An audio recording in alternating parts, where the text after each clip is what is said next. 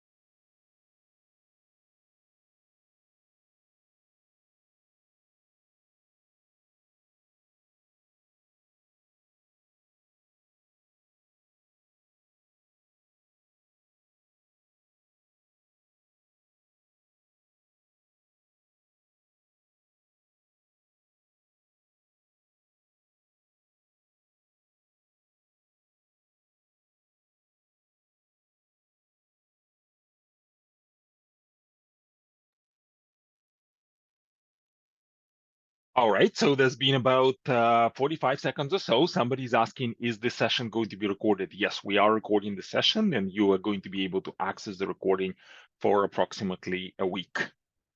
Okay, now I'd like to ask you, is anybody comfortable enough with this question to be able to explain the answer to this question?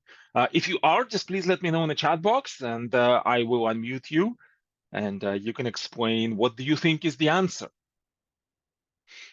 And if you're not, then let me ask you a slightly simpler question. And that is, over the time that I've given you, which was about 45 seconds, how many times did you read this passage? Just let me know in the chat box. But did you read it once, twice, 3 times, 4 times? Okay, see if you read it twice, 3 times, 3 times. Nobody read it once. So 2, 3 times, 3 times, 3 times, something 4 times. By the way, I do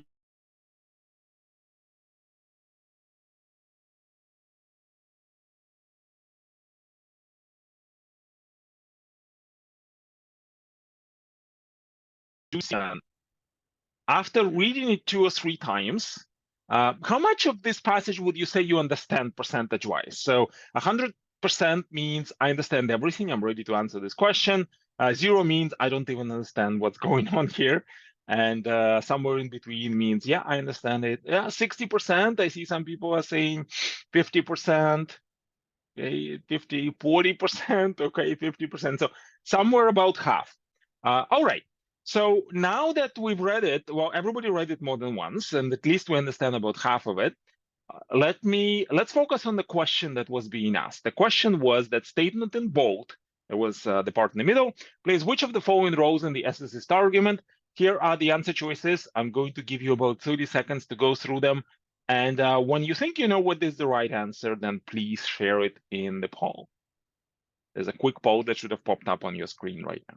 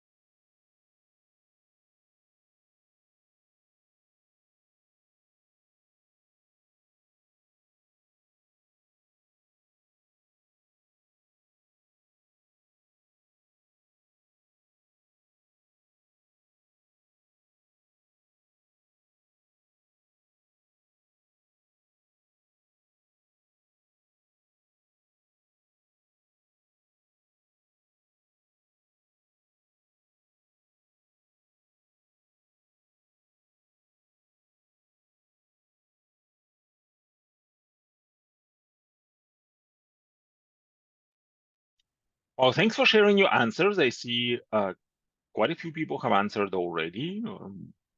We have votes for every answer choice. I'll give you another 10 seconds or so, and then we can talk about this question.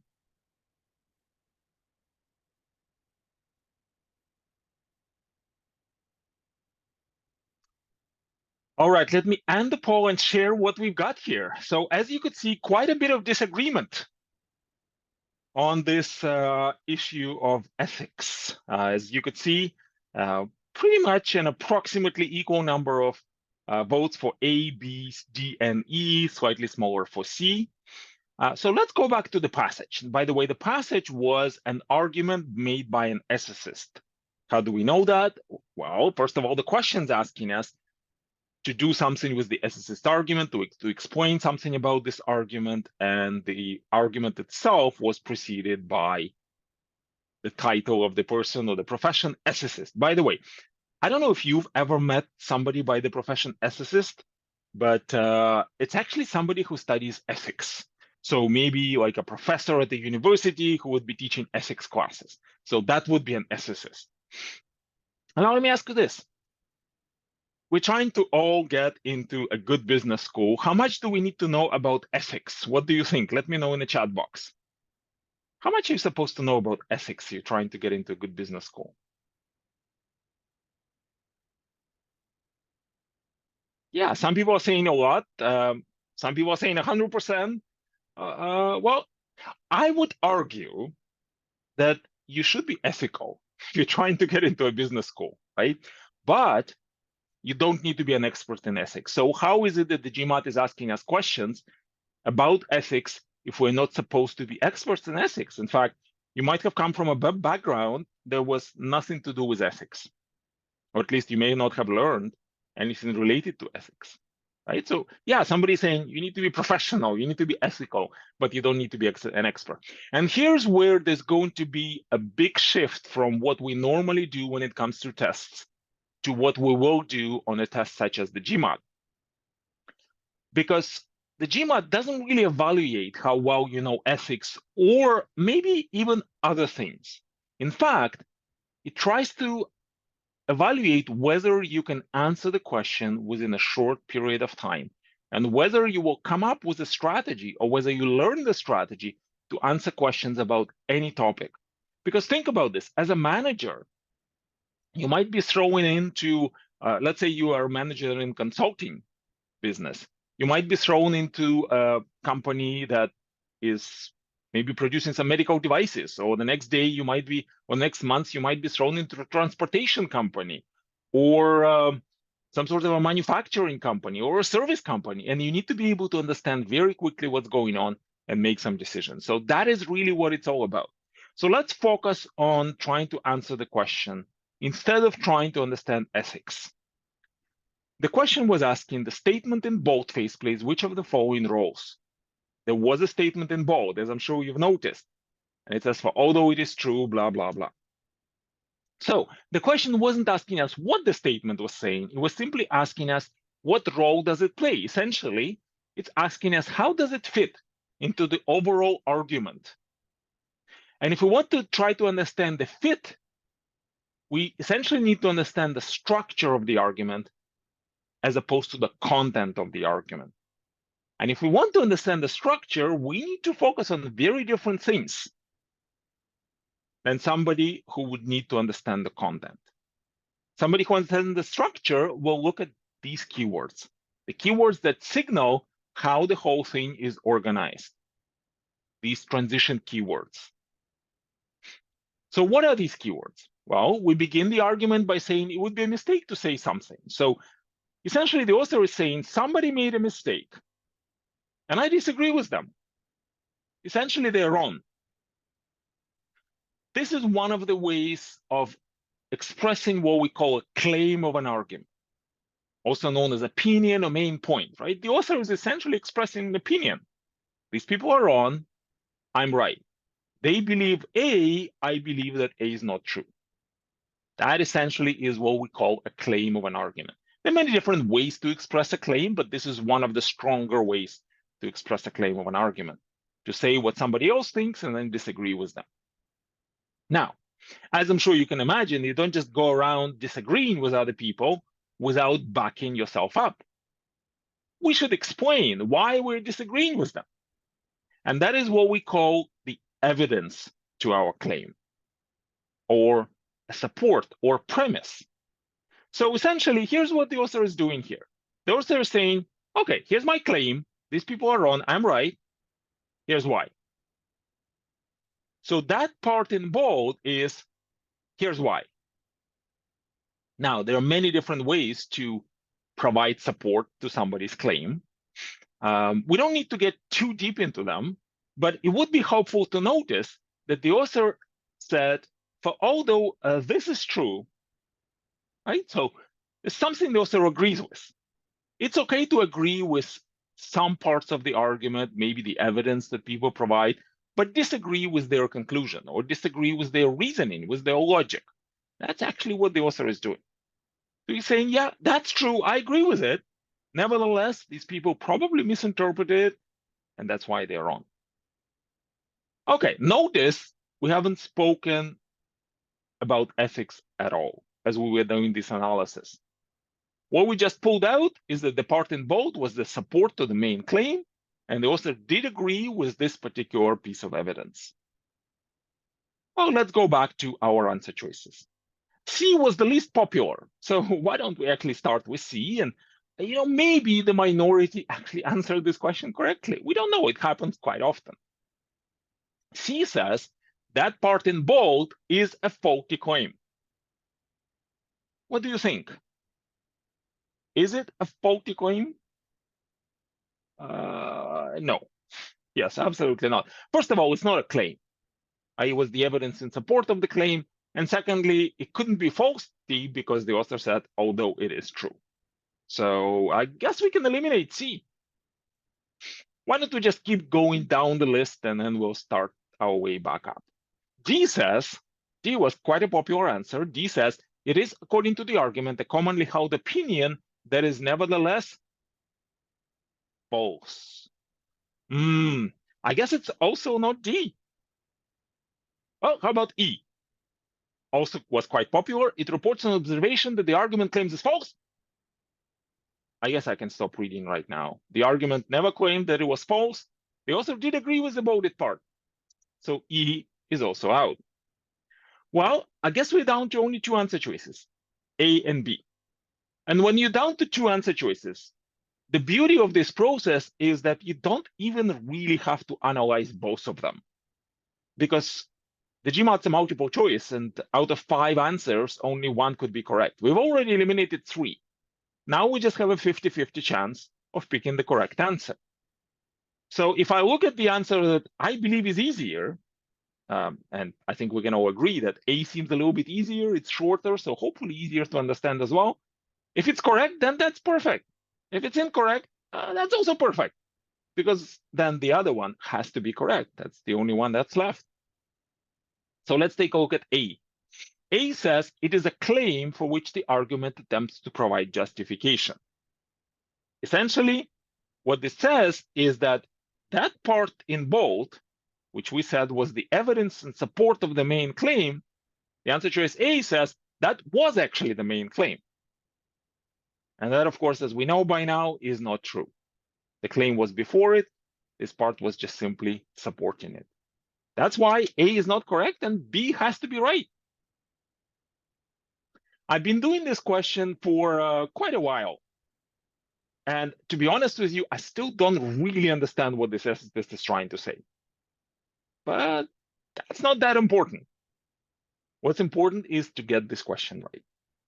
And that brings us to a very important question, is how are we going to prepare for this test? How are we going to get a good score? Let me know what score you would like to get. Just let me know in the chat box. I'd love to hear that. And I want to share with you while you're doing this. Yeah, some people are saying 650, 700, above 700, anything more than 700, 600, 710, 650, 720, 670. Okay, wow. As these are all good scores. They're all competitive scores, right? So what would actually be the difference between getting that score versus getting a score maybe somewhere in the 400 to 500 range? Oh, the very important thing to understand, and we belong to a small group of test prep organizations that get invited to the GMAT headquarters to actually meet with people who create the test. Every year we go there, and there's a very small group, only about fewer than 10 test prep organizations, and we're one of them just because we've been around for so long, and the GMAT knows us really well. And many business schools also know us, and they kind of talk about us also at the GMAT conferences. So this is a quote that I've actually seen for the first time at one of these GMAT conferences, these very small get-togethers. And what's interesting is that this quote's actually on MBA.com, and it's also in the official guide, and most people have never noticed it. And it's actually a very important quote. What it says is that the GMAT is a test that is very different from most other tests. Because most of the tests that we have ever done were tests that were evaluating how well you know something. Let's say you want to do a test in biology. Well, you need to know some biology, right? Or geography, you need to know some names of the countries and so on. But for the GMAT, they could give us passages on biology or geography or astrophysics, but we're not supposed to know anything about them because that's not what this test is evaluating. Instead of evaluating what we know, it's evaluating how we think. Instead of a knowledge-based test, which is most tests are, that essentially evaluate your memory, the GMAT is called the psychometric test. It evaluates how you think, how you work, how you operate, whether you think logically, whether you have the right reasoning skills, because that is the skill of a manager, right? Now, you do need to know some basic knowledge from elementary school for the most part, a little bit from high school, in the area of math, as well as in the area of English language.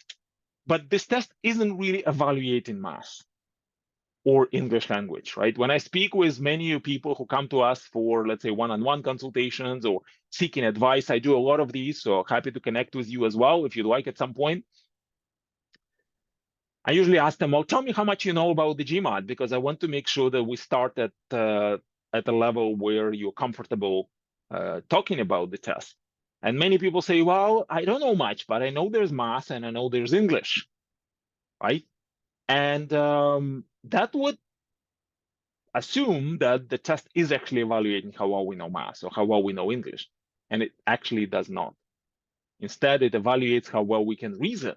Sometimes we need to reason on some math problems, and sometimes we need to reason on the problems that don't have math, which is actually what we're talking about today, right?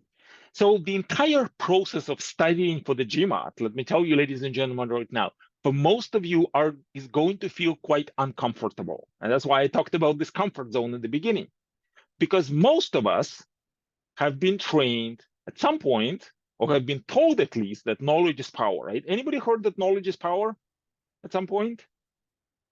Yeah, of course. Yes, yes, thank you. I see lots of yeses. Of course. But see, knowledge used to be power. Before we had Google and internet and all kinds of other things and Wikipedia. Now knowledge isn't power anymore. If I don't know something, all I need to do is just ask. Just ask Google. I don't even need to go to the library. So I'm going to give you another analogy because I love analogies and just help us understand and relate things to something we already know. You could think of doing the GMAT as learning how to drive a car. And if you want a very high score, let's imagine that you need to pass some sort of a advanced driving test, maybe go on like a racetrack and drive very fast. Now, as I'm sure you can imagine, simply reading a book about how to drive is probably not going to be enough. Definitely not enough to become a good driver. The same thing on the GMAT. Because it's a test of how you think, you're going to need to invest a lot into learning the strategies as well as practicing these strategies. Simply learning the formulas isn't going to be enough. That's why this takes time. But the good news, if you do take the time, lots of rewards that can come your way. And we'll talk about this a little bit more when we get to talk about the MBA applications and other ways for you to use the GMAT score. And we'll get to this slightly later. But essentially, when you are preparing for the GMAT, what you're also doing is you're teaching yourself how to think differently. And we're going to look at a few examples today. And that is what's going to help you get better grades in the business school. And essentially, what will help you get the most out of the business school? Because the time you're investing right now in the GMAT prep, some people think, well, this is just a hurdle, I just need to somehow pass by. But what they don't know is that people who don't do well on the GMAT, or occasionally some people who sometimes will get waivers on the GMAT and get into the business school, they might feel so unprepared that the entire MBA program might be very overwhelming. So there's a light at the end of the tunnel. There's a bright story behind the GMAT. You are actually preparing yourself for the business school. Now, if you look at the structure of the test, as I'm sure you know, the test is changing. And we'll talk about the timelines and what this means for you in just a moment. In the next 4 months, until the end of January, you should still be able to take the classic version of the GMAT. That's the GMAT that has been available for the past approximately 12 years. And this version of the GMAT contains 4 sections in total. There's an essay, which is the easiest part of any standardized test. It's so easy that most of our students get a score of 6, which is a maximum score, without really investing more than just a few hours of prep. Honestly, very easy. So if you're really worried about your ability to write an effective essay, please don't. In our course, we spend about an hour learning how to write an effective essay, and most of our students get a perfect 6. So can't really be that hard. We spend a lot more time on quant and verbal and other things as well. So that's the first section. Another section is called integrated reasoning. Notice the word reasoning there. Then we also have quantitative reasoning and verbal reasoning. On the current version of the test, only the quantitative and the verbal reasoning sections contribute towards the total score, 200 to 800. The integrated reasoning does not. It has its own score that's a very high level, very rough assessment of your data analysis skills. Essentially, you're going to be working with many business cases that evaluate how well you can work with large amounts of data. Fortunately, on the current version of the test, that is not a part of the total score. So half of your test score is quantitative reasoning, half is verbal reasoning. And just in case you haven't been to our Master Refresher class, then I'd like to invite you 2 weeks from now to attend our Master Refresher class, which is essentially a little brother or sister of today's class that's dedicated to verbal. On the current version of the test, again, this is a classic GMAT, the quantitative reasoning and the verbal reasoning sections are computer adaptive. That's why the test that takes just over 3 hours plays a bigger weighting in the admissions decisions than your entire undergraduate degree. I mean, think about this. You spent 4 years working on those marks in your undergrad. The GMAT is more heavily weighted. So how is it possible that the GMAT is so accurate and even considered more accurate than the undergraduate GPA? Well, it's because it uses a very sophisticated algorithm that's called the computer adaptive algorithm of the way it calculates the score. It essentially gives you a number of questions, but these questions aren't just random. These questions are selected specifically based on your responses. So generally, the more questions you get right, the harder the questions are going to become. You don't get more time, you don't get more questions, you get the same number of questions, the same amount of time, but the questions could be harder. And that's how you get to keep the higher score. So essentially what that means is the test adapts to push your limits. And that's how it finds out where's your breaking point. So everybody who goes for the test will feel it's a hard test. But depending on your score, you might feel it's very hard because you're seeing 750 level questions, or maybe you're seeing much lower difficulty questions as well. So that's how the test works. And this algorithm has been around for many years, approximately 25 years. Now it's time to change the GMAT. So how is the GMAT going to change? The new GMAT focus, as you have probably heard.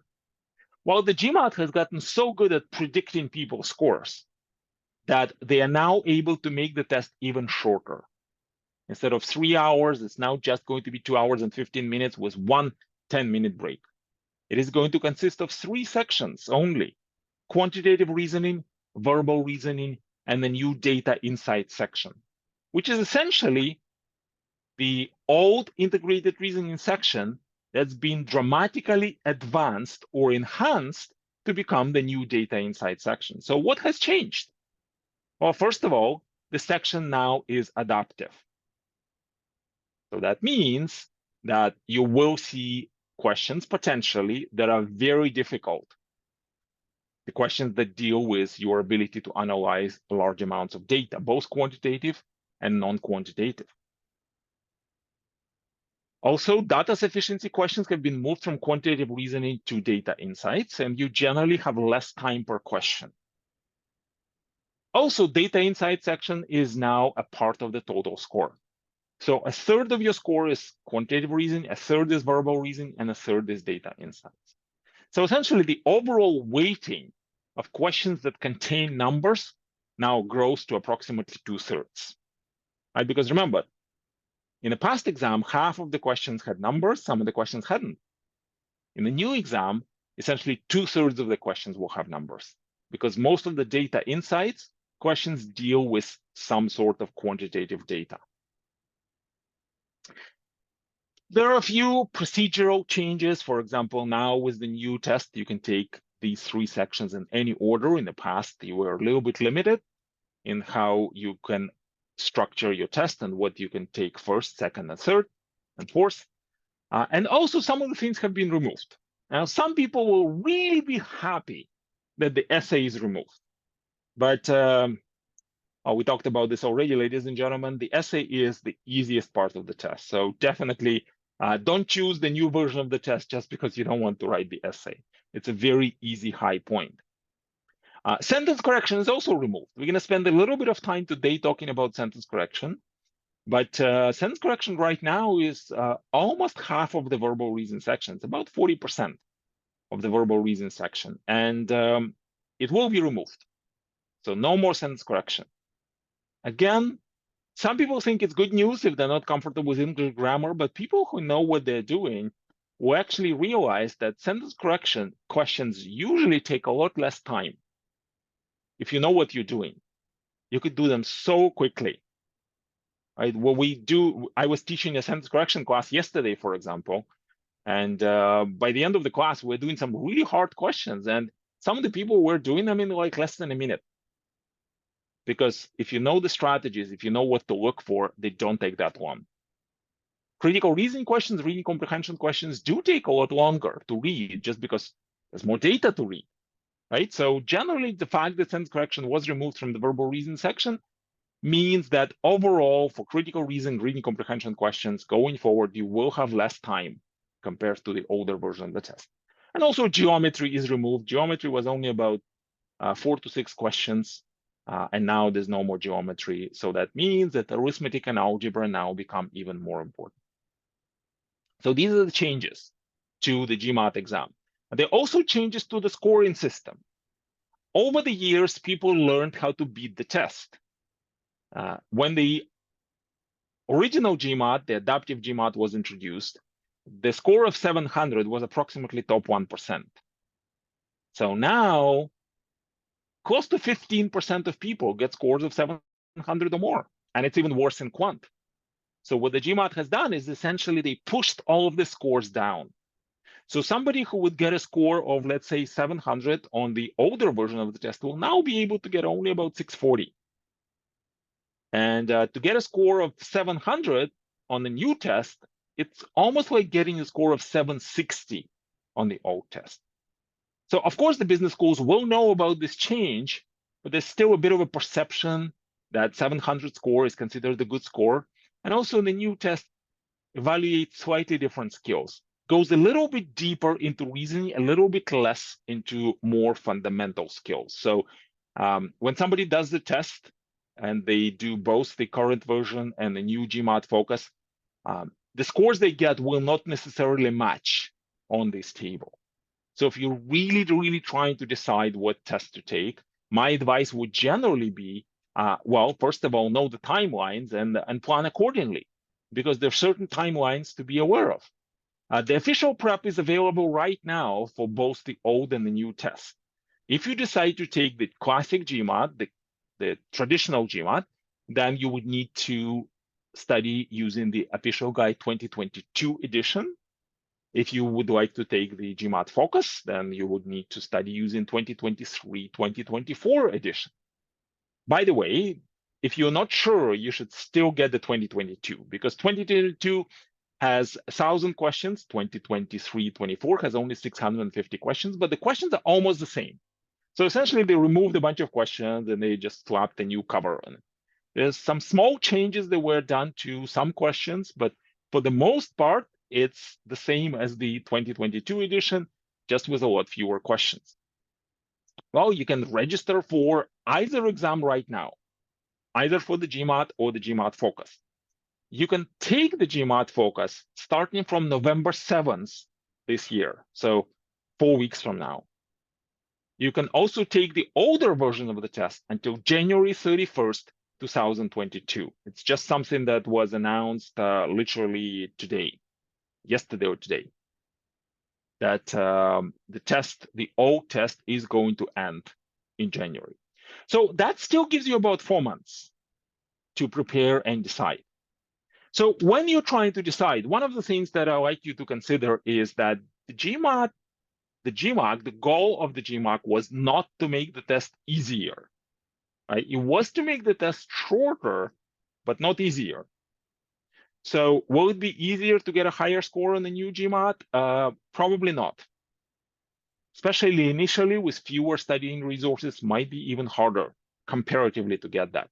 However, if you're really absolutely terrible in sentence correction, and you're doing really well in critical reasoning and reading comprehension, that might actually give you a boost. Or if you're super comfortable with data insights, data analysis, you're really good understanding this data on a higher level, then you might actually benefit from the new exam because you might be able to get a higher score on data insights. These questions tend to be a little trickier, right? So for most people, this would require a little bit more preparation. So my advice is this. If you are planning to apply for an MBA in 2024 for some of the top global schools, and I mean something like Harvard, and you're trying to meet the January round deadlines, you absolutely should be taking the older version of the test, because some business schools will not be accepting GMAT focus for the 2024 admission.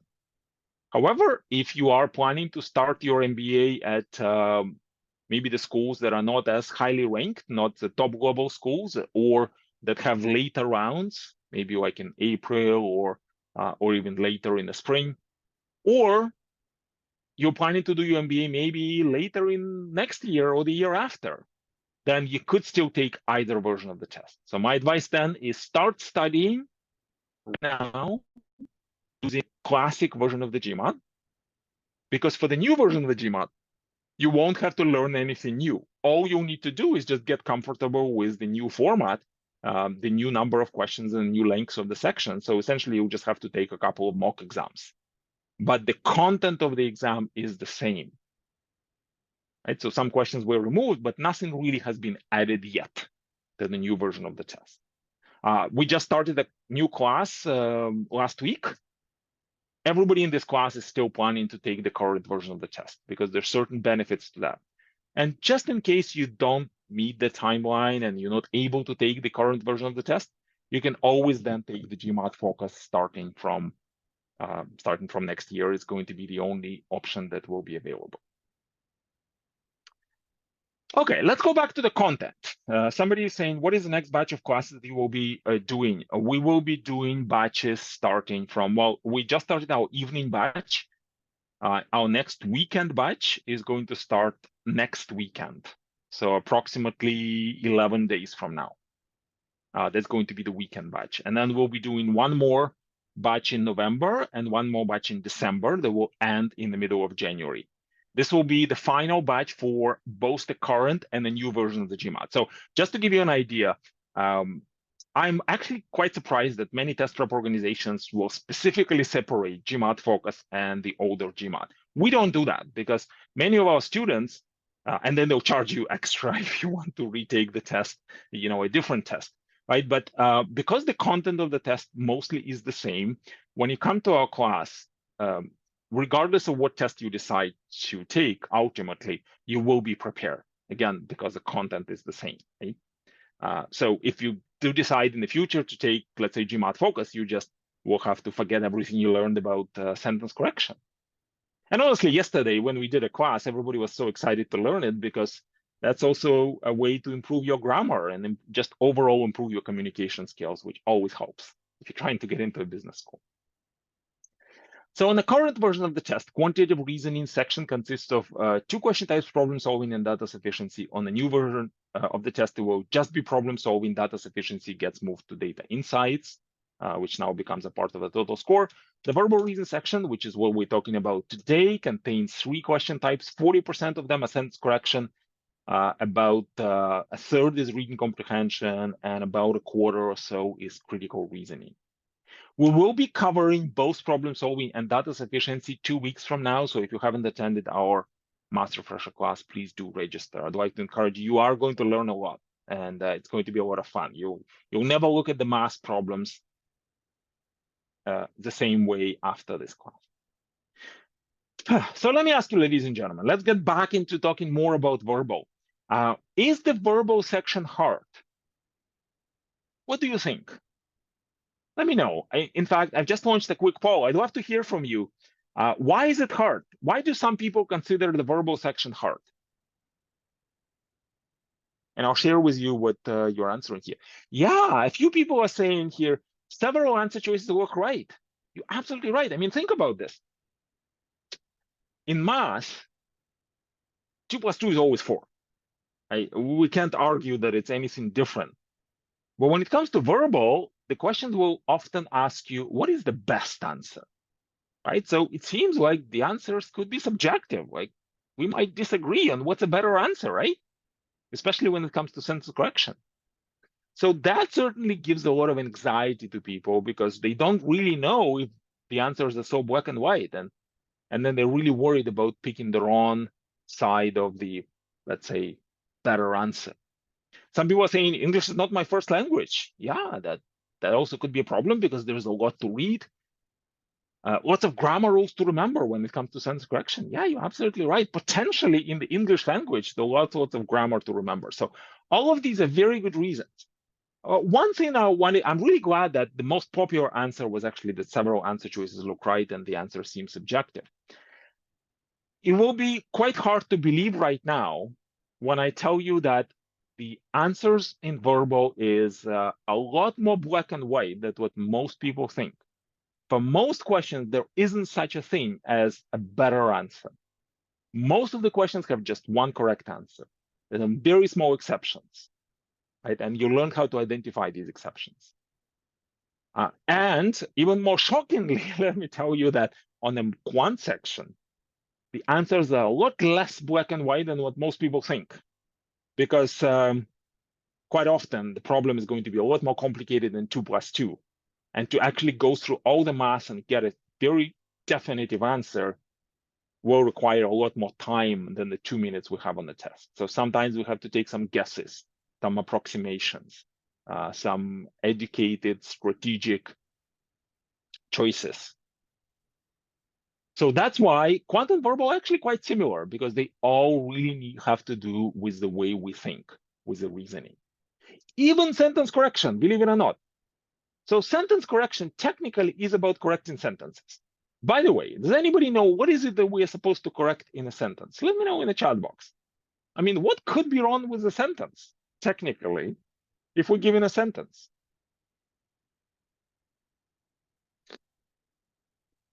Yeah, some people are saying syntax. Would you share the recording? Yes, I will be sharing the recording, yes. Grammar, accuracy of the words, grammar, yeah, grammar, punctuation.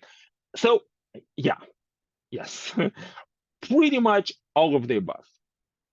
The GMAT is going to test 3 things: grammar, meaning of the sentence, and the style of expression. Let me give you some examples. Let's say I want to say, John opens the door. Okay, so it's very clear what the sentence is saying, pretty straightforward. The meaning is clear, John opens the door, and the grammar is correct. What if I say, John has been opened the door? Well, the grammar here is wrong. That's probably an exaggerated example, very obvious. Very often on the GMAT, it won't be that obvious, but very obviously the grammar here is wrong. Maybe the verb tenses are misused. So that would be an example of a wrong grammar. How about the wrong meaning? Well, what if we say, the door opens John? I mean, grammatically, everything's good, but who is opening whom? So that would be an example of a distorted meaning. How about style? Well, I could say John opens the door, or I could say the door has been opened by John. So in this example, the meaning is correct in both examples. The grammar is also correct, but one of them is using a more direct active voice, and another one is using a passive voice. And this is pretty much the only example when you can have a better answer, right? So both of these are correct, but one is better. What's better? Active voice. So let me give you good news. Even though the grammar is tested and the meaning is tested and the style is tested, there is only a very limited number of rules that are actually being tested. In fact, only 5 grammar rules make up 80% of the questions. And the vocabulary is not tested on the GMAT. What about the other 20%? Well, another 3 or 4 different grammar rules. That's it. So you need to know fewer than 10 different grammar rules. In fact, I'm going to teach you 2 of them today. What about meaning? Well, the meaning just, for the most part, has to make sense. You don't really have to understand the very deep meaning, especially if the sentence is very technical. It does have to make sense, and it has to be clear. And a style, there are really only 4 rules of style. And if you learn these rules, you will know that if it ever comes to choosing a better style, you're going to go for that one. So working with this question is kind of almost like math. It's very technical. You're going to be looking for very specific things. It's not just about reading the sentence, trying to understand which one sounds better, because they takes an enormous amount of time. Right? We have to look for some very specific things. So what are we going to be looking for? Let me give you the most foundational rule about English sentences. In the English language, every sentence must contain as a minimum 2 words. And these 2 words must be playing the following roles. Can somebody please tell me in the chat box what roles should they be playing? What are these 2 words that should be there in a sentence? One of them is a, yes, thank you. One of them is a subject, which could be a noun or a pronoun, and one of them could be a verb, which is what is this subject doing, right? John opens the door. So the subject is John, and the verb is opens. What about the door? Well, the door is what's called an object. It doesn't really do anything. Okay, so every sentence will contain a subject and a verb. If you see a sentence that doesn't contain a verb, that has to be wrong. And it's surprisingly easy to miss, because what if I tell you, John is opening the door? Right, so that's a good sentence, nothing wrong with that. Of course, when the GMAT gives you a sentence, it will be rather long. They'll use all kinds of other words just to describe what's going on, essentially to distract you from what's really important. But what if in so doing, they will very carefully remove the word is? And then if you strip the sentence of all of this other garbage, then the only thing that will be left is John opening the door. Well, that's no longer a sentence, because opening is not a verb. Is opening is a verb. But opening by itself is what's called a participle. Right? So pay attention to these. And again, there's going to be some certain specific examples of when this is a little bit more common. The rule I wanted to, and it has to do with some other grammar rules. The rule I wanted to teach you today is the rule of a subject-verb agreement. That's the first rule. So essentially, here's what it says. If you have a subject and if you have a verb, they also must agree with each other. So how do they agree? Well, generally in the English language, the subject and the verb must agree, right? So, for example, it would not be okay to say I is studying for the GMAT, because obviously I'm in the first person, so I need to say I am as opposed to I is. Now, that's a bit too simple, and honestly, pretty much everything on the GMAT is in a third person. So what the GMAT will test, however, is your ability to pick out a singular verb for a singular subject or a plural verb for a plural subject. For example, you would say a child plays or children play. Right? Either both have to be singular or both have to be plural. Pretty straightforward, right?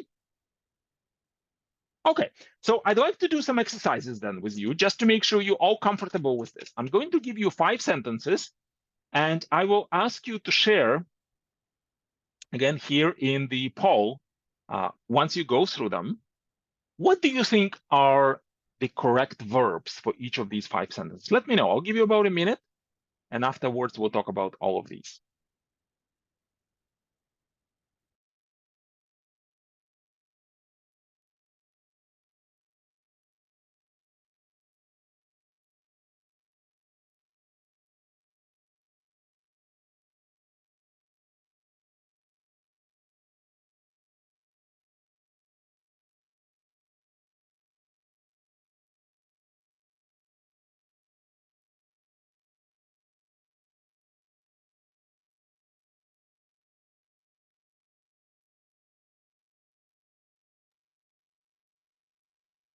Uh, 20 seconds.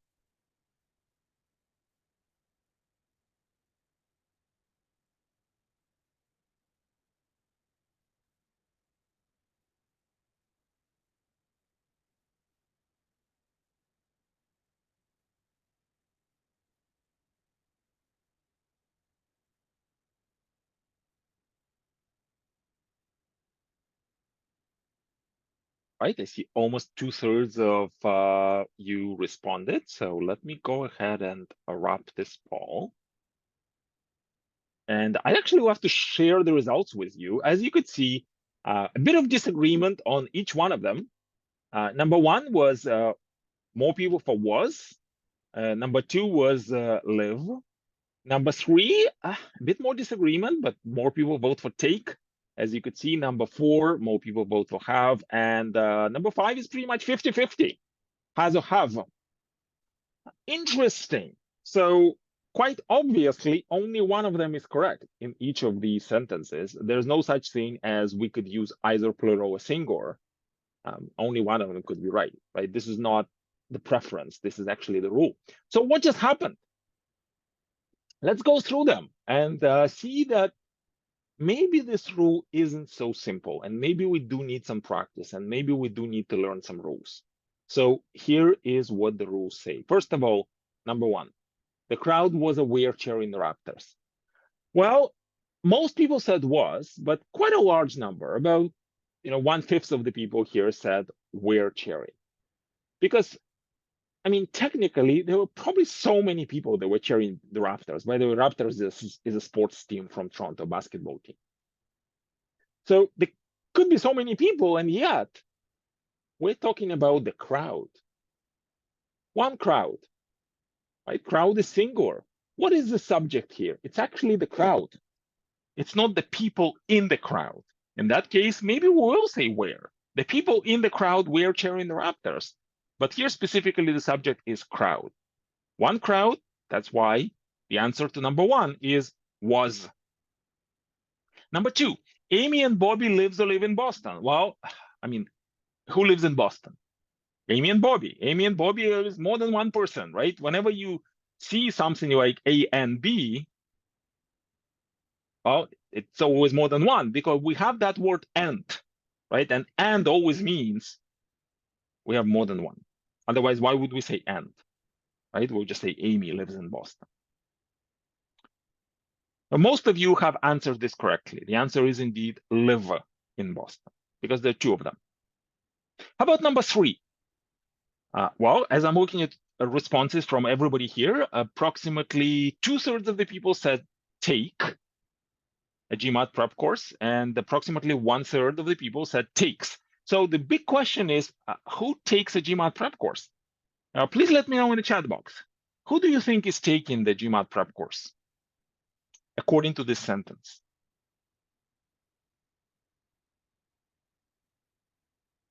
The group, Jason. Okay, I'm really glad that some of you mentioned it's Jason and his two friends. Where was the word and in number three? Was there the word and? No, there wasn't. So it's not Jason and his two friends. And here's something that we need to remember, and that's very, very important. In the English language, there is no substitute to the word and.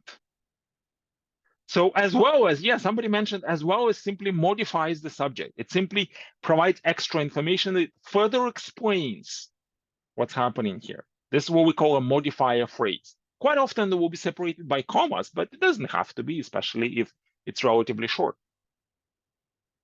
So if all of this sounds very complicated, then really the only thing that you need to remember is that and is unique.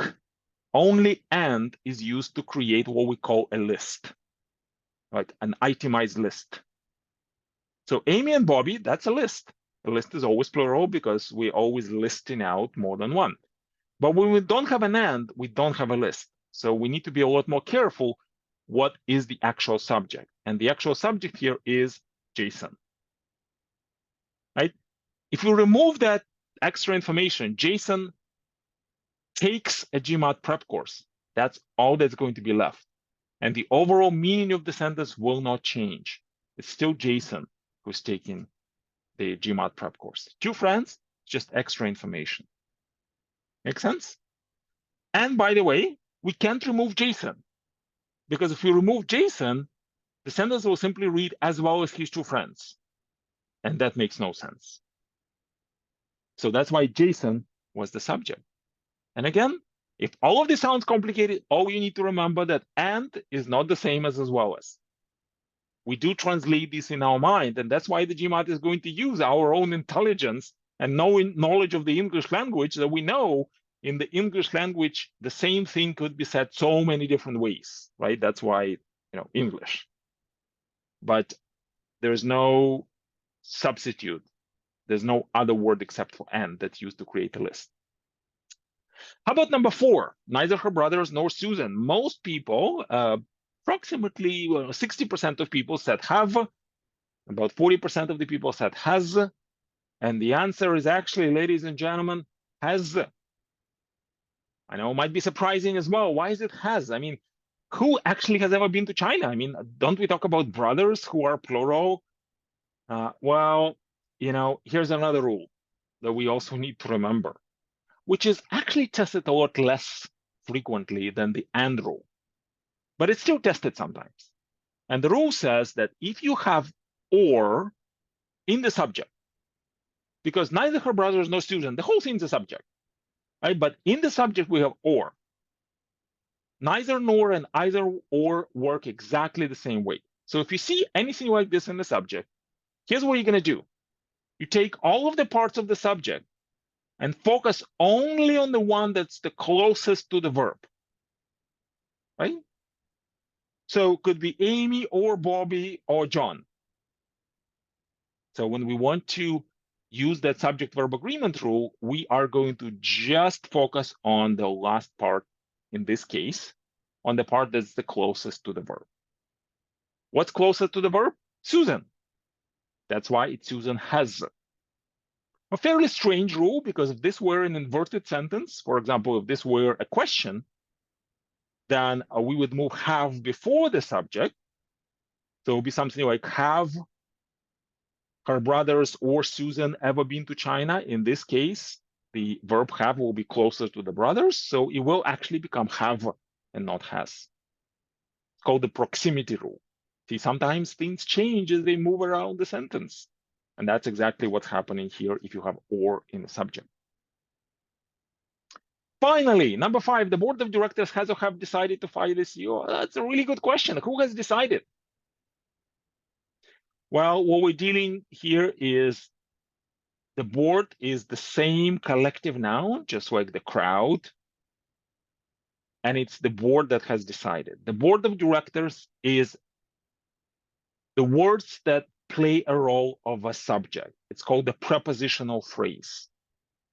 It consists of essentially 4 words here, the board of directors. And what's important there is that there is a preposition of. Whenever you have a prepositional phrase in the subject, it's the noun before the preposition that is going to play a role of the main subject. So in this case, it is the board that has decided to fire the CEO.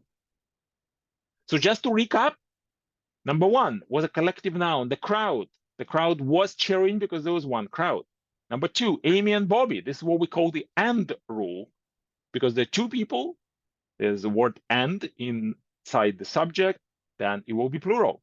Number 3, this was singular takes because the subject was just Jason. There was no word and, so we have to be more careful and actually identify what was the subject. Neither her brothers nor Susan. Susan was closer to the verb has. And according to the proximity rule that we'll always use when there's or in the subject, we need to say has in number 4. And number 5, because of the rule of prepositions, the board of directors, the whole thing is a prepositional phrase that plays the role of a subject. So as you can see, these are all complex subjects. Subjects are not always just one word. So in this example, it would be the board that's the main subject.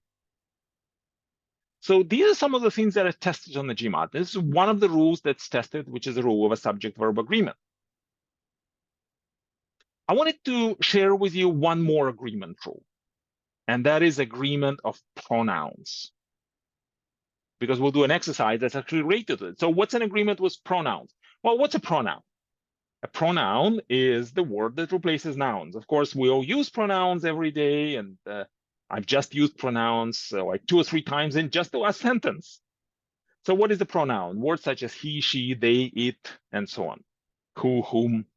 So when you see a pronoun, you need to check, has the pronoun been used properly? And when you're checking that, you're actually going to check for 2 things. Number 1, do I know what noun does it refer to? And number 2, does the pronoun actually agree with the noun it's referring to?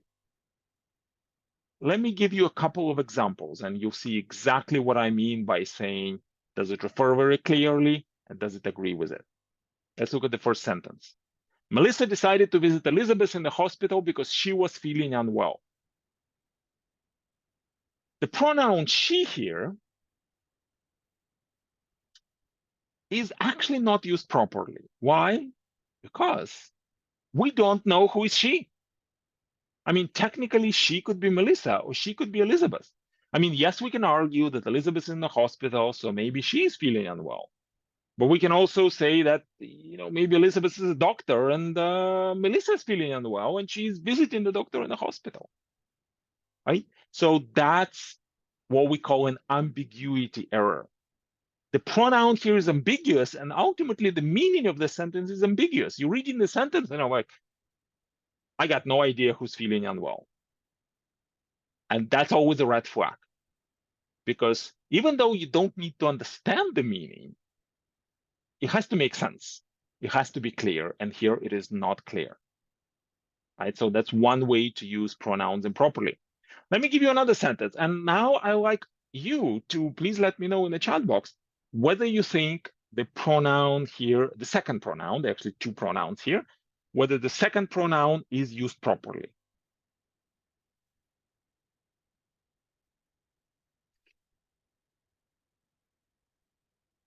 Okay, some people are saying yes, some people are saying no. Some people are saying I'm not sure. Okay, well, I guess we covered all possible answers, right? Well, guess what? That's how we speak, right? We say, honey, I'm gonna go to Walmart. They have a sale today. They have good prices. They're good people, right? That's how we speak. But let's be very clear. The pronoun they refers to what? Walmart. And what's Walmart? Well, that's the name of a company. And by the way, just for the record, it is singular. So we should have said, I love shopping at Walmart because it has good prices. Try speaking that way to your neighbors. They're going to look at you and say, either something's wrong with you or you started studying for the GMAT, one or the other, right? Because nobody talks that way, right? So relying on what sounds right is going to sometimes play these bad games with us because the GMAT knows that. So we really do need to know some rules. And that's why I want to talk about this as well. That's why we are in this class today. And this GMAT class is for you and I. Or maybe you and me. What do you think? Is it for you and I or is it for you and me? Okay, some people are saying you and me. Why? Some people are saying you and I. Why? That's a good question, right? I mean, it seems like only one of them has to be correct. And yes, some people will say, look, that's a preference. Some people say you and I, some people say you and me. But again, the GMAT is not an exam where we're going to express our preferences. The GMAT is an exam where we have to pick what's right. So what's the difference between I and me? Well, the difference between I and me is I is a subject and me is an object. So I needs a verb and me doesn't. But that's too complicated. I like shortcuts, right? So here's a quick shortcut. Just focus on what's different, not on what's the same. Let's just cross out you and. Let's focus only on I or me, because that's the only thing that's different, right? In fact, yesterday we were doing a question in our sentence correction class. And again, these people are learning sentence correction for the very first time in their lives. And there was a very long question. I see in like 45 seconds, everybody's done. I'm like, how did you do that so quickly? I said, well, because we focused on the differences. And the difference was so easy to spot, even though the answer choices are very long. The GMAT likes to hide things. So if you know what to look for, and if you're very strategic in how you analyze the answer choices, you will be able to deal with them very quickly. So let's get rid of UN. This GMAT class is for I. That makes no sense. How about this GMAT class is for me? Yeah. So I guess the right answer was GMAT class is for you and me. How about the second one? Who or whom is this class for? What do you think? Is it who or is it whom? And what's the difference? Yeah, okay. A lot of people are saying who. A few people are saying whom.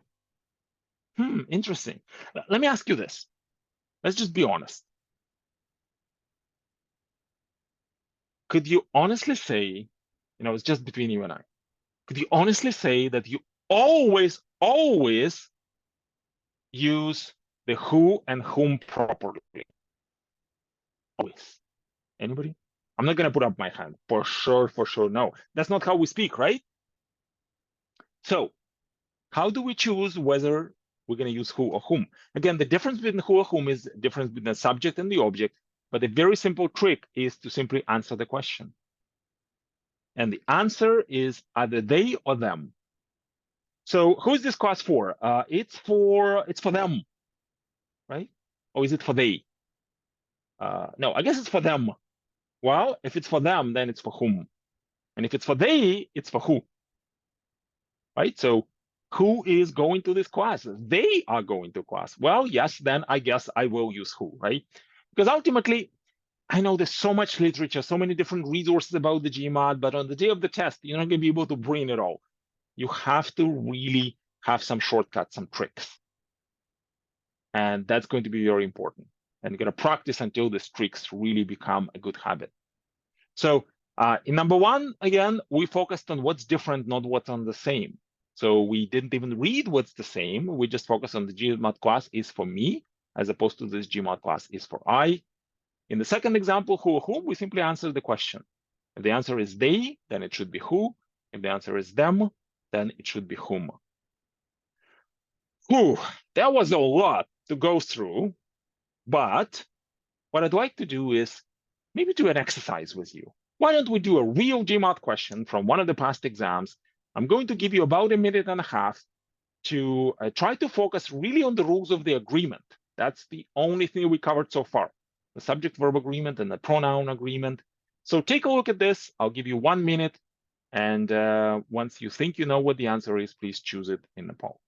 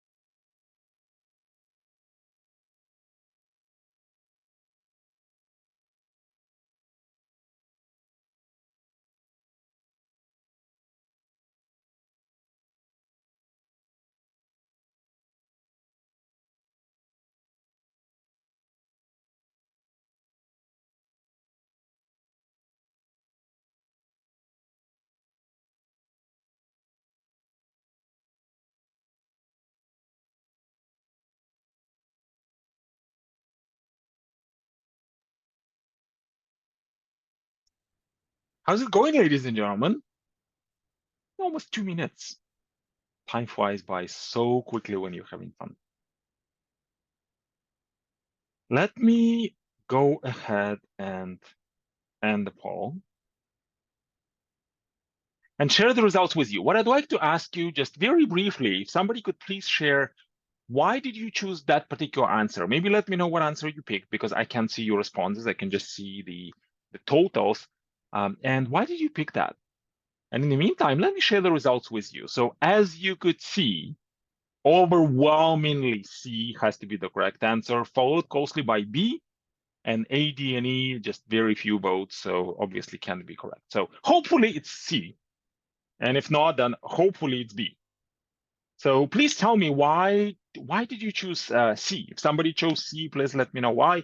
Somebody chose B, please let me know why. What was the reason? Was it just because it sounded better, or was there any particular reason why you chose it?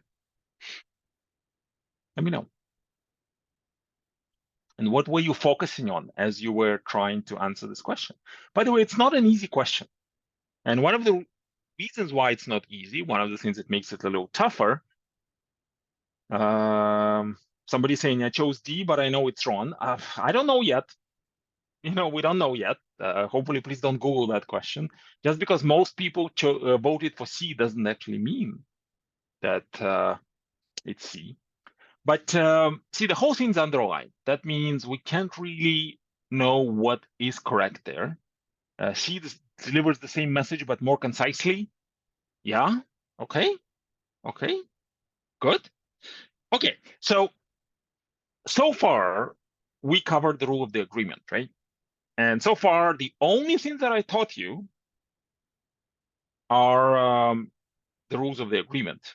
Okay, let me see some other comments. Them refers to both the executives and the sign. Okay, choose E. Okay, chose B because the answer was close to the language in the main questions. Just change the grammar. Whew. Okay. So it's very easy to feel overwhelmed. But so far, we've learned the rules of the agreement. And most specifically, we learned the rules of the agreement of a pronoun. And here we do have a pronoun. So if you read the original sentence, which is, by the way, the same as the answer choice A, it says heavy commitment by an executive to a course of action, comma, especially if it has worked well in the past, makes it likely. Okay, let me ask you, what is it? Is it the heavy commitment? Or is it the course of action? You think it's a course of action? Why not heavy commitment? Yeah, some people are saying heavy commitment. So the only thing that it means is that we're not clear. What is it, right? So if we're not clear, the sentence doesn't have a clear meaning. And I guess for that reason, we could actually get rid of A. Okay. How about B? An executive who is heavily committed to a course of action, especially one that worked well in the past, makes missing signs of incipient trouble or misinterpreting ones likely when they do appear. Okay, so now we're dealing with another agreement, and now this is an agreement of a subject and a verb. Now they're both in singular, but what's the subject here? An executive, right? And what's the verb? Makes. So an executive makes missing signs likely. Is that true? Does that even make sense? So no, that completely changes the meaning of the sentence. The executive does not make missing these signs less likely.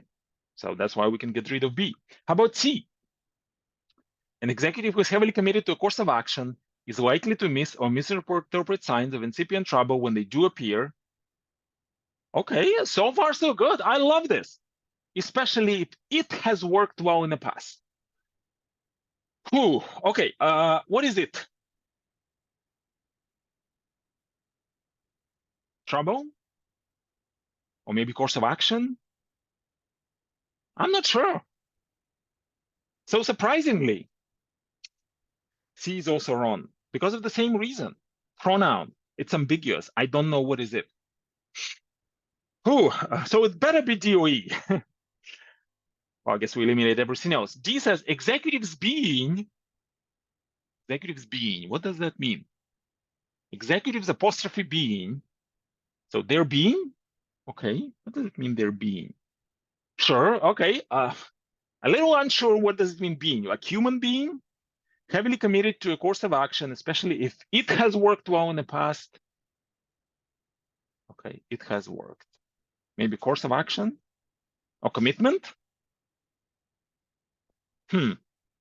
Okay, makes them likely to miss signs of incipient trouble, misinterpret them when they do appear. Okay, what is them? What is they? Executives being? Trying to fit it within the grammar structure, but it definitely fails miserably. So, ladies and gentlemen, the answer was actually E. E gets rid of that pronoun ambiguity. And somebody mentioned that. So congratulations if you chose E. Being heavily committed to a course of action, especially one that has worked well in the past, is likely to make an executive miss signs of incipient trouble or misinterpret them when they do appear. No more pronoun, that means no more pronoun problem. What's the subject here? Being. The subject is being heavily committed, and the verb is likely to make. So being heavily committed is likely to make an executive miss signs. Yes, that's good. And you know what? Honestly, we don't even need to understand the exact meaning of this sentence, as long as we pay attention to the rules that were broken, and that was specifically the rule of the pronoun ambiguity. So, yeah. How could we do this in a minute? Well, we just need to know what to focus on, right? And there's certain things that will be tested more often than others. And one of them is a pronoun ambiguity. So if you see a pronoun, you start focusing on it. Is it used properly? Yes or no? And if it's not, I want to get rid of that answer choice right away. So what this means, ladies and gentlemen, is sentence correction isn't about choosing what sounds right, looks, or feels right. What's tested in sentence correction really is attention to detail, and also clarity of communication, and ultimately the mastery of this process. How well are you able to do all of these things? That's what's important. Make sense? Any questions? Sounds easy? Yes?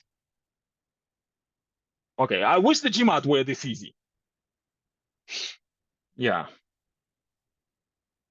What do you think about this sentence, by the way? Speaking about agreement that we just talked about, what do you think? Is that a good sentence? Anything wrong with this sentence? Was, yeah, some people are saying was. It has to be was. Yeah, everybody's for was. Was. Actually, well, you know what? Yeah, this is actually a correct sentence. Yeah, somebody's like, where is right? How come? How come where is right? Well, okay, let me give you an example. Would you say, if I were you, or if I was you? Yeah, we'll say, if I were you. The reason why we do that is because I can't be you. So this is something that's called a subjunctive mood. It's something that's not true. And this would be an example of this subjunctive mood. So we know the GMAT's not easy, and that's what we're trying to say. That's why I will say were. Whew, okay, enough of the sentence correction. What I'd like to talk about next is critical reasoning and reading comprehension, and then I'll give you some ideas of how you can actually structure your studies, how you can get prepared. What are some of the resources that you could use? So critical reason is all about arguments. That's the other, or the second question type that we'll talk about today. So what are arguments? Have you ever seen people argue? Yeah. Usually two people scream at each other, and whoever's louder is probably thinking that this person is right. But honestly, the arguments on the GMAT are going to be mostly arguments by one person. I don't know if you ever tried to argue with yourself. It's a lot of fun. Yeah, you should try it sometimes. So we've seen an argument already today. And the arguments need to contain two things. They need to contain a claim, and they need to contain evidence to that claim. So anytime you would have an argument, you will need to break it down into what you know already, which is evidence, and what you don't know, which is a conclusion, what you're trying to prove or evaluate. And here's a very simple example. I attended an awesome GMAT class today. I take my progression seriously. I make the right decisions. Therefore, I will get a high score on the GMAT. So what's my conclusion? My claim, my point is I will get a high score on the GMAT. Why do I believe that? Because I take my preparation seriously and I make the right decisions. So when you're dealing with arguments, one of the first things you will almost always do is break the argument down into what you know and what you don't know. What you do know is evidence. What you don't know is a conclusion. Let's practice, ladies and gentlemen. I'd like to give you 2 minutes to do this question. And again, I'll launch the poll and then we'll talk about it.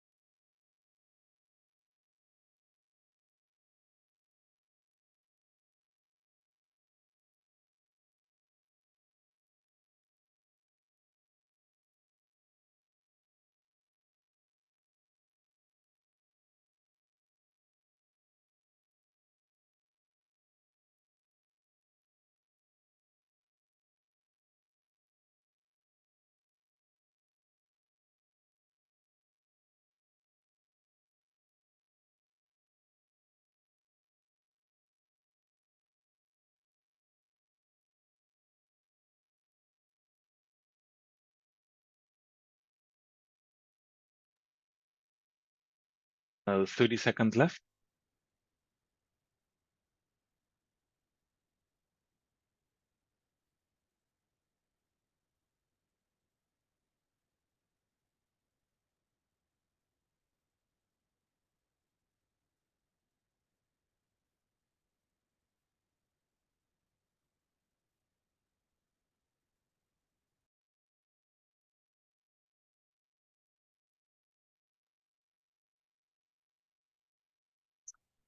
All right, ladies and gentlemen, let me go ahead and end the poll and share with you what we've chosen here.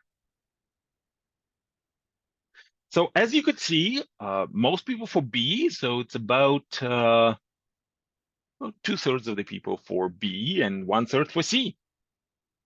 Interesting. I guess hopefully B is the right answer, but if it's not B, then hopefully it's C. Otherwise, we're all in trouble. Whew.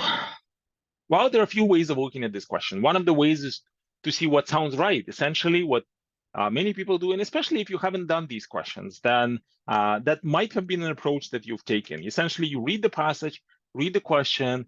It's a bit hard to understand what's going on, so it's normal if you read this passage several times. Did anybody read this several times, by the way? Let me know in the chat box.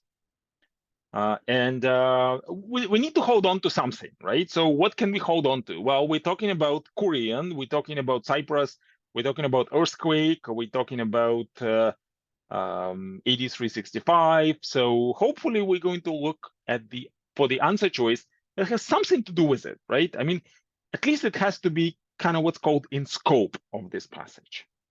So let's see. I mean, drinking vessels, we never talked about drinking vessels. So what does it have to do with the earthquake? No, that sounds weird. How about B? Well, modern histories, they mentioned that the earthquake occurred near the island, 365. Yeah, it kind of checks all the boxes. Okay, let's see if we can find something better.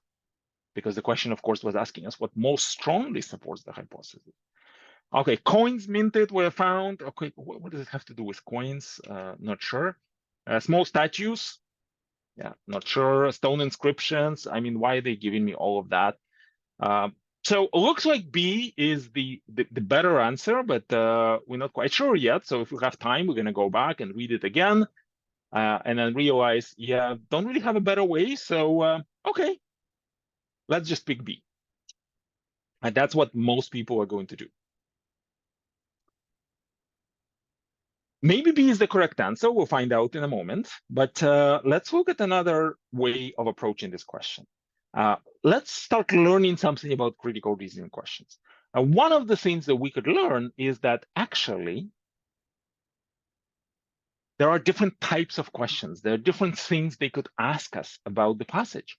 You remember the first question we did today was asking us a role a certain statement played, and the statement was bolded. Here, there is no bolded statement. It's just the question that was bolded, just to highlight what it is. The passage itself had no bolded statements. So what type of a question is this? What is it asking us to do? Well, it's asking us to support the hypothesis, right?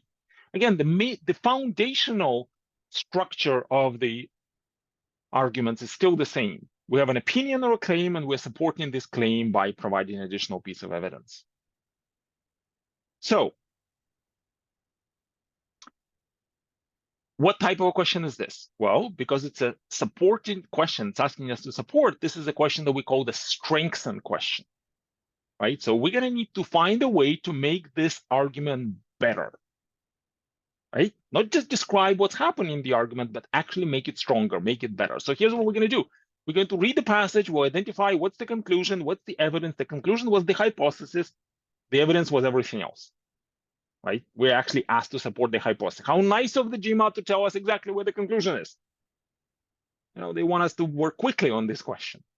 So we're trying to support the fact that this town was destroyed by this earthquake. Let's see which answer choice will actually do that. Answer choice A doesn't seem relevant. Drinking vessels before and after. Or how about B? Well, look, I mean, if most modern history mentioned that this is what happened, then that's got to be true. So lots of support. So that does seem like it makes a better argument, right? Now, all of a sudden, if we know this, it seems like it's a better argument. And other answer choices seem irrelevant. So just in the interest of time, we're going to pick B, and we can do this a lot quicker. Because we found something that will actually support our hypothesis, will essentially make us believe that argument more. That's the objective, right? We want to make it a stronger argument, more logically sound argument. So that's what we did, and confidently picked B. And ladies and gentlemen, unfortunately, B is wrong. Well, she better be right? Otherwise, we are really in trouble. So let's see.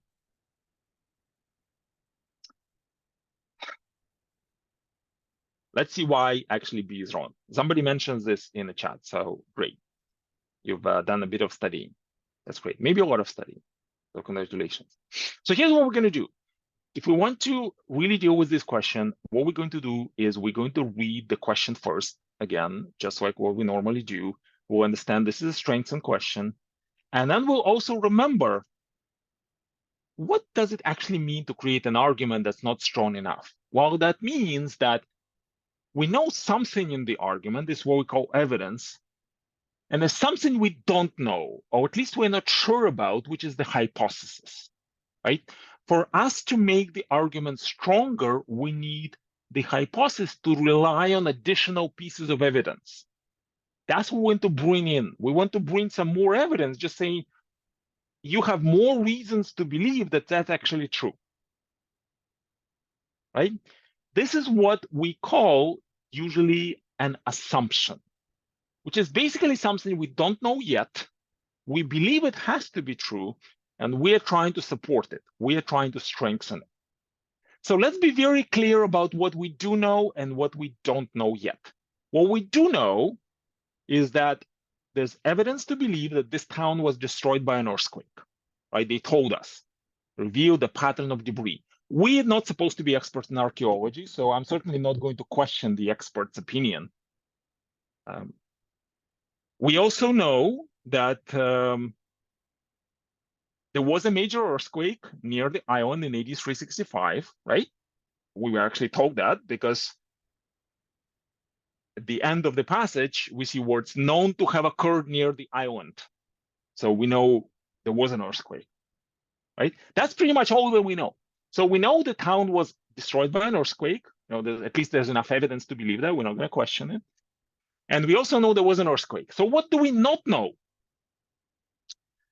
Well, see, for us to hypothesize or to claim that the town was destroyed by this earthquake, we need to understand maybe when was the town destroyed, because what is possible, which is what we don't yet know from the passage, is whether that particular earthquake destroyed the town. Right? The evidence doesn't give us enough information to know that. All we know is there was one earthquake in AD 365, and we know the town was destroyed by an earthquake, but we don't know which one. Right? So that was the assumption. The assumption was the town was destroyed by this earthquake, not any other earthquake. So now let's see what answer choice will actually help us understand whether this was true, or maybe give us something about the date. A doesn't do anything, just says before and after. Okay, so nothing really big happened in 365. I guess it's not that important.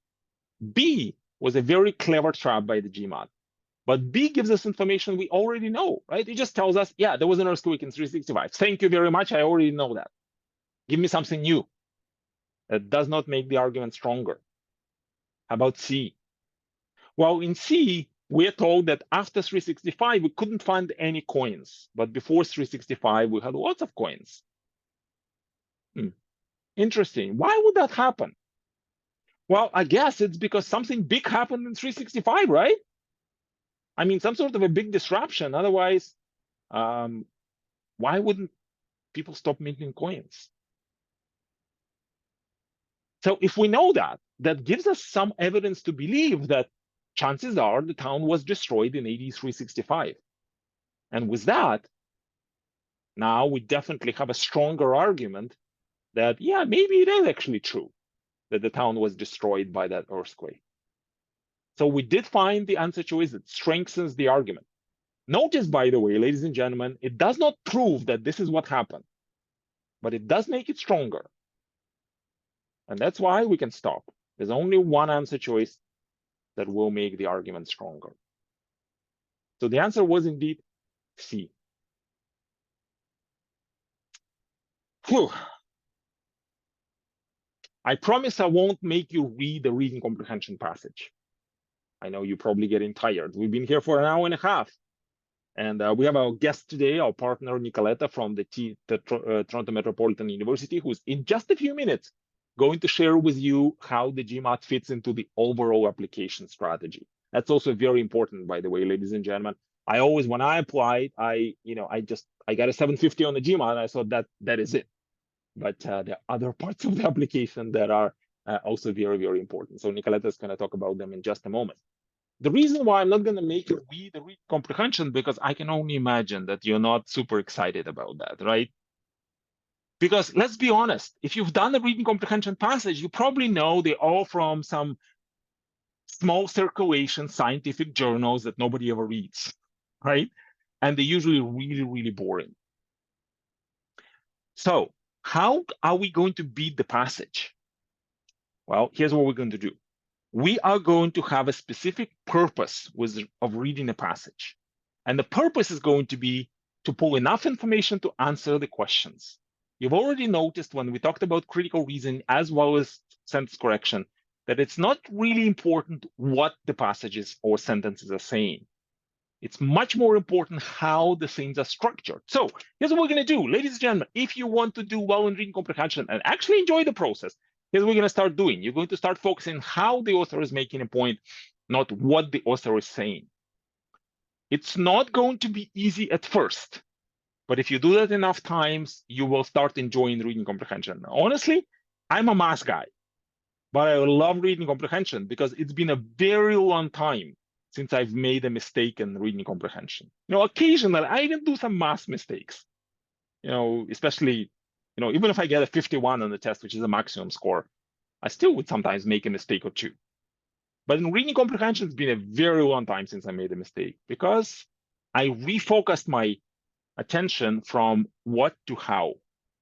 That also means I don't really need to know anything about the subject matter. All I do is focus on the narrative, on the storyline of the passage. So ladies and gentlemen, here's what we're going to do. By the way, I'm going to go through this quickly, and I will send it to you tomorrow by email just because you came here. So you don't have to write this down. Or you could if you'd like. Here's what you're going to focus on. As you read, you're going to focus on this thing. How is the passage organized? Essentially, as you read, as the author starts talking about something else, or the author starts a new paragraph, you're going to ask yourself a question. What was the purpose of all of that? Why did the author talk about this? And it's not, again, about what the author was saying, but it was about how. For example, the author might begin by talking about some sort of an old, maybe old theory or old concept, and then start talking about the fact that it doesn't work anymore. So why did the author talk about that? Well, maybe there was a specific reason. Maybe the author wants to bring us into talking about something new. So that's what you're going to do. You essentially follow the storyline and pay attention how the author is shifting. And then you even learn how to take some notes. If you come to a class, we'll teach you to take very detailed notes, but also very brief notes so that it doesn't take you long, but you can refer back to them. Once you're done reading the passage, you ask a question. What is this passage about? What would be an appropriate title for this passage? What was the author's attitude towards it? Does the author agree, disagree with that? Does the author try to criticize someone? Is the author sympathetic to someone? That's going to be important as well. And finally, why did the author write this? What was the primary purpose of the entire passage? So that's what you're going to focus. I'd like to encourage you to start reading that way tomorrow. Even if the GMAT is far away, you can actually pull up an article from, maybe The Economist or Times Magazine, and just try to break it down into the structure. Try to understand how the author organizes his or her thoughts. This is going to help you a lot in the future. It's not just about learning what the article is saying. So, ladies and gentlemen, now we talked about the 3 different types of questions. I want to make sure that you leave today with a plan. And Nicoletta, in just a few moments, is going to talk about the plan for your application and what are the different components of your application that you really need to pay attention to. But I want to talk about your plan for studying for the GMAT. Where do I start? Many of you mentioned, well, I need to know where to start, or I need good resources. So let me share this with you. It's going to be quick, but I would like to encourage you to take notes. I'll use my own example for preparing for the GMAT. I do have my own MBA. I've graduated from my MBA, well, almost 20 years ago, right? I had a corporate career for a while, and then I became a GMAT instructor because I honestly love working with people. Today, I connected with one of the persons who did our course about 5 years ago, graduated from his MBA. Now he works for the Boston Consulting Group and recommended his brother. And he was just saying, look, I'm so glad that I actually joined your class because now I work for BCG and it's an amazing career, right? That works in Toronto. So I'm going to share with you my experience as well as my experience being a GMAT instructor for the past almost 15 years. So when I needed to do the GMAT, the first thing that I did, even though I didn't really know much about the test, and these webinars weren't even available at that time, it was early 2000s, before some of you were born, actually, I guess. So the first thing I did is taking a practice test. So I'd like to encourage you to do the same. I will send you a link to the practice test that we're doing in partnership with the Ted Rogers School of Management. Nicoletta is not going to get your test results, don't worry. So if you got a really bad score, it's okay. You'll be able to get a report of all of your strengths and weaknesses and know what to focus on. That's exactly what I did. I looked at my test results. My first practice score was 650. I said, okay, what do I need to work on? Why did I not get more questions right? So I went through this, I've analyzed all the questions, I realized exactly what I was missing, and I worked on these. Now, fortunately for me, what was missing is just simply knowledge of English terminology, because I was educated in a different language. So a week later, I was able to raise my score from 650 to 700. And then I went and booked my test, and a week later, I got a 750. So the whole process from start to finish took me 2 weeks. This is my official score report, just so you know everything's legit. You can also see it's been a while. I graduated from university in 1997. So, and my score was 750, which is the top 1%. So some people are saying, Sergey, oh, of course, he must be a genius, 2 weeks. And I'm really grateful that people think that. But here's something important. I'm not any smarter than other people. The reason why I really know these strategies is that I've taken a lot of time to learn them. I've learned these strategies even before I started studying for the GMAT, and now I've been teaching the GMAT for almost 15 years. So, if I want somebody to fix my car, I'm not going to go to somebody who doesn't know what they're doing. That's why I'm not going to fix my car myself, because I don't know what I'm doing, right? I'm going to go to somebody experienced. The same thing happened here. So fortunately for me, I had a very experienced teacher. He was already in his mid-60s when he was teaching me in elementary school as well as high school. He was my teacher for 7 or 8 years. It was my math teacher who really taught me how to think differently. And that's why many years later, once I did my math, I did my physics degree, then I did my math degree, then I did my business degree, then I had my corporate career. Eventually, I decided that, you know what, my idea of retirement will be to become a teacher, because I'm just so grateful that I had this amazing teacher. And my mom used to be a teacher of math. My wife's a teacher of early childhood education. So I guess I should have known that one day I will be. And I work with really amazing people. So that's why I love to do what I'm doing. So based on all of this experience, I want to give you a plan of what worked for me, and most importantly, what worked for, literally, I personally worked with over 20,000 people over this many years. So I want to give you a plan of what you can do to get ready for the test. So here's what you can do. You will need at some point the official GMAT guide, but please do remember that the official GMAT guide is simply a question bank. People who write this book are the people who make the test. And I remember it was some of you met me at one of these MBA conferences. And I remember at one of these MBA conferences, we had a table right next to the GMAT. Like I mentioned, we have very good relationships with them. Somebody came to them and said, could you please tell me, how do I manage my time on the GMAT? I really always struggle with the time management. And they said, look, you're probably speaking with the wrong people. We are the people who make the test. We are not people who teach you how to manage your time, right? In fact, for the new official guide, the 2024-2025, the GMAT sent me an email and said, well, I remember you said something about time management. Can you actually do a little video for us and tell people how to manage the time? We'll include it in the official guide. I said, yeah, for sure, we can do that. So when you're studying, you actually need to go through several steps. Remembering that this is a skills-based exam, and this is an exam that's like a sport. It's learning by doing. It's learning how to drive a car. So at first you do an assessment. Where are you right now? There's no zero on the GMAT. So take a practice test and assess what are your strengths and weaknesses. Where are you lacking? Some of you might be starting with 200. Some of you are starting with 700. It's okay. We have sometimes people coming to our class who are already above 700. I remember we had a student who came to us after having to taking the test 4 times. And he got 710 every single time. And he came and just says, oh, Sergey, I give up. I need a higher score. I'm going to a school where 740 is the minimum. And I'm like super busy. He worked for McKinsey. Okay, not a problem. Come in. So in about 3 months, he got 740. And I said, wow, you only improved 30 points. He said, that's all it takes to get into this school, right? So what do we do? What are the steps we're going to take? Well, step 1, take a practice test. Afterwards, start brushing up on your foundations. It's important that you remember all of the basic theory, that you actually know what's a subject, what's a verb, how do you multiply numbers, how do you add fractions.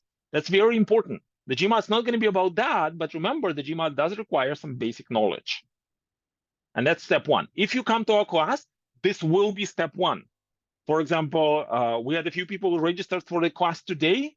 Well, before the end of today, they are getting access to our student portal with access to the software where they're going to start brushing up on their fundamentals, doing lots of exercises, right? And some people who started the class a week ago, they say, wow, this is so addictive. I wish I had this in my high school. So that's what we're going to give you, just so that you can get ready for this. So step 1. Step 2, well, you got to have somebody teach you how to do it. Could be your brother, could be your sibling, could be a parent, could be an educator just like myself, who's actually going to show you the way.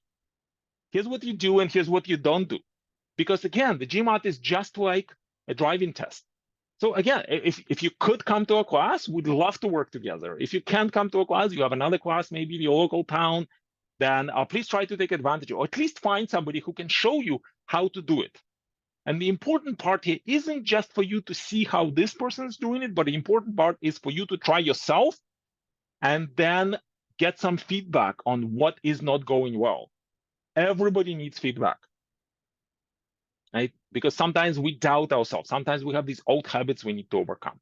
So this is very important. That's why we keep our classes fairly small. And we also do now classes both in person and virtually, so you can come back and get some feedback. And then finally, step 3, you remember when we learned how to drive a car? Once we actually been in a class with an instructor, we actually had to then start driving ourselves. And then we got more and more confident because practice makes perfect, right? Well, not really. Practice makes a habit. Sometimes I see people who are, maybe of a fairly significant age, and I know they don't know how to drive, and I'm like, probably many years ago they didn't have a good instructor, right? Because when we practice something, it becomes a habit. If you develop good habits as you are practicing, you are going to do well on the test. The test is stressful. When we are stressed out, we usually go back to what we're most comfortable with, which is our habits, right? That's why many people, if they're not sufficiently prepared or they haven't really worked on these habits or maybe didn't get enough feedback to overcome them, sometimes they'll go for the test and say, I know everything, but I'm not doing it, right? That's where it comes. So that's why, ladies and gentlemen, these 3 steps are very important. And it's important that you start by, first of all, doing an assessment of where you stand, just so that you can focus efficiently. We're at AdmitMaster all about efficiency. When people come to us in about 3 to 6 months, they want a 700 score. They don't want to be studying for years, just like some other people you can read about on the internet. So do this assessment, then start working on the foundations. That's step 1. Then step 2, learn the strategies, learn what to look for. And then step 3, do lots of practice. By the time you're done with our course, you'll probably have done at least 2,000 or 3,000 questions. It will give you lots of support, office hours, there's study groups and things like that. Some people, when they start studying for the GMAT, they immediately get the official guides and start going through questions in the official guide. But the problem is we haven't learned yet how to do the questions. We might be developing a lot of bad habits, right? So please consider these 3 steps. Whether you come to our class or you're going to study on your own, maybe with a friend who's done really well on the GMAT, these 3 steps are very important. As long as the friend really cares about you as much as we care about our students. We do keep track of the success of our students. An average of our students is in the high 600s. And about a third of our students will get scores above 700, because many people who come to us, they really take this seriously, and they're also very excited about the class. Like at least these are the people that tend to come to our classes. So, ladies and gentlemen, if you are interested, then please get in touch with us. I will launch a very quick poll where you can actually tell me what you might potentially be interested. If you'd like to chat about live classes or other options, then we can talk some more. Our live classes are 6 or 12 weeks long. They're twice a week. They're small, engaging classes. We have lots of five-star reviews. If you look us up on Google, literally hundreds, because we really care about your success, right? For us, it's so much fun to teach the GMAT. And I've been teaching for 15 years. One of my colleagues has been teaching since 1997, I think. Well before some of you were born, right? So we offer both evening and weekend classes. They're fairly affordable if you compare them with other live classes. Not too many live classes available. Then they definitely would be on a slightly lower side, because we do a lot of marketing through these events, as opposed to pay a lot of money to have somebody market the class for ourselves. So I'll show you very quickly what the prices are, and this includes everything. It's an all-inclusive class, so you can come back and retake the class completely free for 1 year. We'll give you personal tutoring, we give you coaching, there are study groups, lots of things available. It's a live class that's taught live. We have people from a recent class, people from London, England, people from Nigeria, we have people from Malaysia. In Toronto, you can come to and take our class in person. We have lots of people from Montreal as well that get together and study together. So you can go to admitmaster.com/offer and see what's available. You will also see that there are some self-study options too. So if you, again, if you go to that page, you'll see that there's a live class. There are self-study options where you have actually an instructor coming in and working with you one-on-one. And you also have completely self-study options, which are, starts from only $37 a month. I looked at one of the test prep organizations that starts with STEAM. I know many people use that. It's like $200 American dollars, especially if you're in Canada, a month. And many people need a lot of time, right? Our classes are very efficient. They teach you specifically what you need to know. So you could even try that express option completely free for 7 days. In fact, if you let me know what you'd like to do, I will send you a personal email with that link. So ladies and gentlemen, that was a lot. I'd like to really encourage you to commit to your own self-development. I'm a lifelong learner. I still, I learn. I teach other tests as well. I teach the LSAT, the GRE, the SAT, and the GMAT is my passion. I teach GMAT courses as well. We do different seminars. So the next Master Fresher is 2 weeks from now. You're welcome to come and take our live classes. We can talk a little bit more. Our next live class on weekends is almost full. And we're going to be teaching classes that prepare you for either the current version of the test or the new version of the test until January. After that, we'll be removing certain topics, and it will be just the new GMAT focus. So if you're still trying to decide which test to take, there might be benefit of taking the older test, then come and join our next class. I'll find all of that at admitmaster.com/offer. I will send you an email with all of these things tomorrow. But for now, I'd like to ask Nicoletta, please come over and sorry, I'm not giving you too much time. That's no problem, Sergey. I'll do my best to get through the information. Okay, thank you so much, Nicoletta. And ladies and gentlemen, please pay attention. Please take some notes because what Nicoletta is going to share with you is actually what is also important in addition to your GMAT when it comes to your application. So there you go. All right, excellent. Thank you so much, Sergey, for having me today. Welcome, everyone. As Sergey mentioned, my name's Nicoletta Papadopoulos. I currently work as the Manager of Graduate Student Recruitment at Ted Rogers School of Management, which is the Faculty of Business at Toronto Metropolitan University. I've been in this role since May 2019, but I've been working within the post-secondary sector for the past 10 plus years or so, and am excited to take you through some helpful information and tips to get you ready for applying to MBA programs. So in terms of the session overview, I'll be speaking to picking the right program for you. So some considerations around study options, program delivery, curriculum, and courses. We'll go over some admission tips, going over a requirements overview, funding your studies. I'll speak to fees and application deadlines. And if we have time, I'm open to Q&A as well at the end. Now, starting off, let's talk about picking the right program for you. So one thing that you're going to have to take into consideration is how does the program fit with your personal and professional commitments? So when looking at MBA programs, you want to take a look at course scheduling and study options. Be clear on the format you're looking to study in, whether that is in person versus online. And be sure to have conversations with both your employer and people within your personal network in terms of what you think you're capable of taking on. So I provided 3 examples of the Ted Rogers MBA program, which we provide different study options. So for example, we have the accelerated full-time MBA program, which can be completed within 12 to 16 months. This study format would be ideal for somebody who's looking just to really focus on the MBA.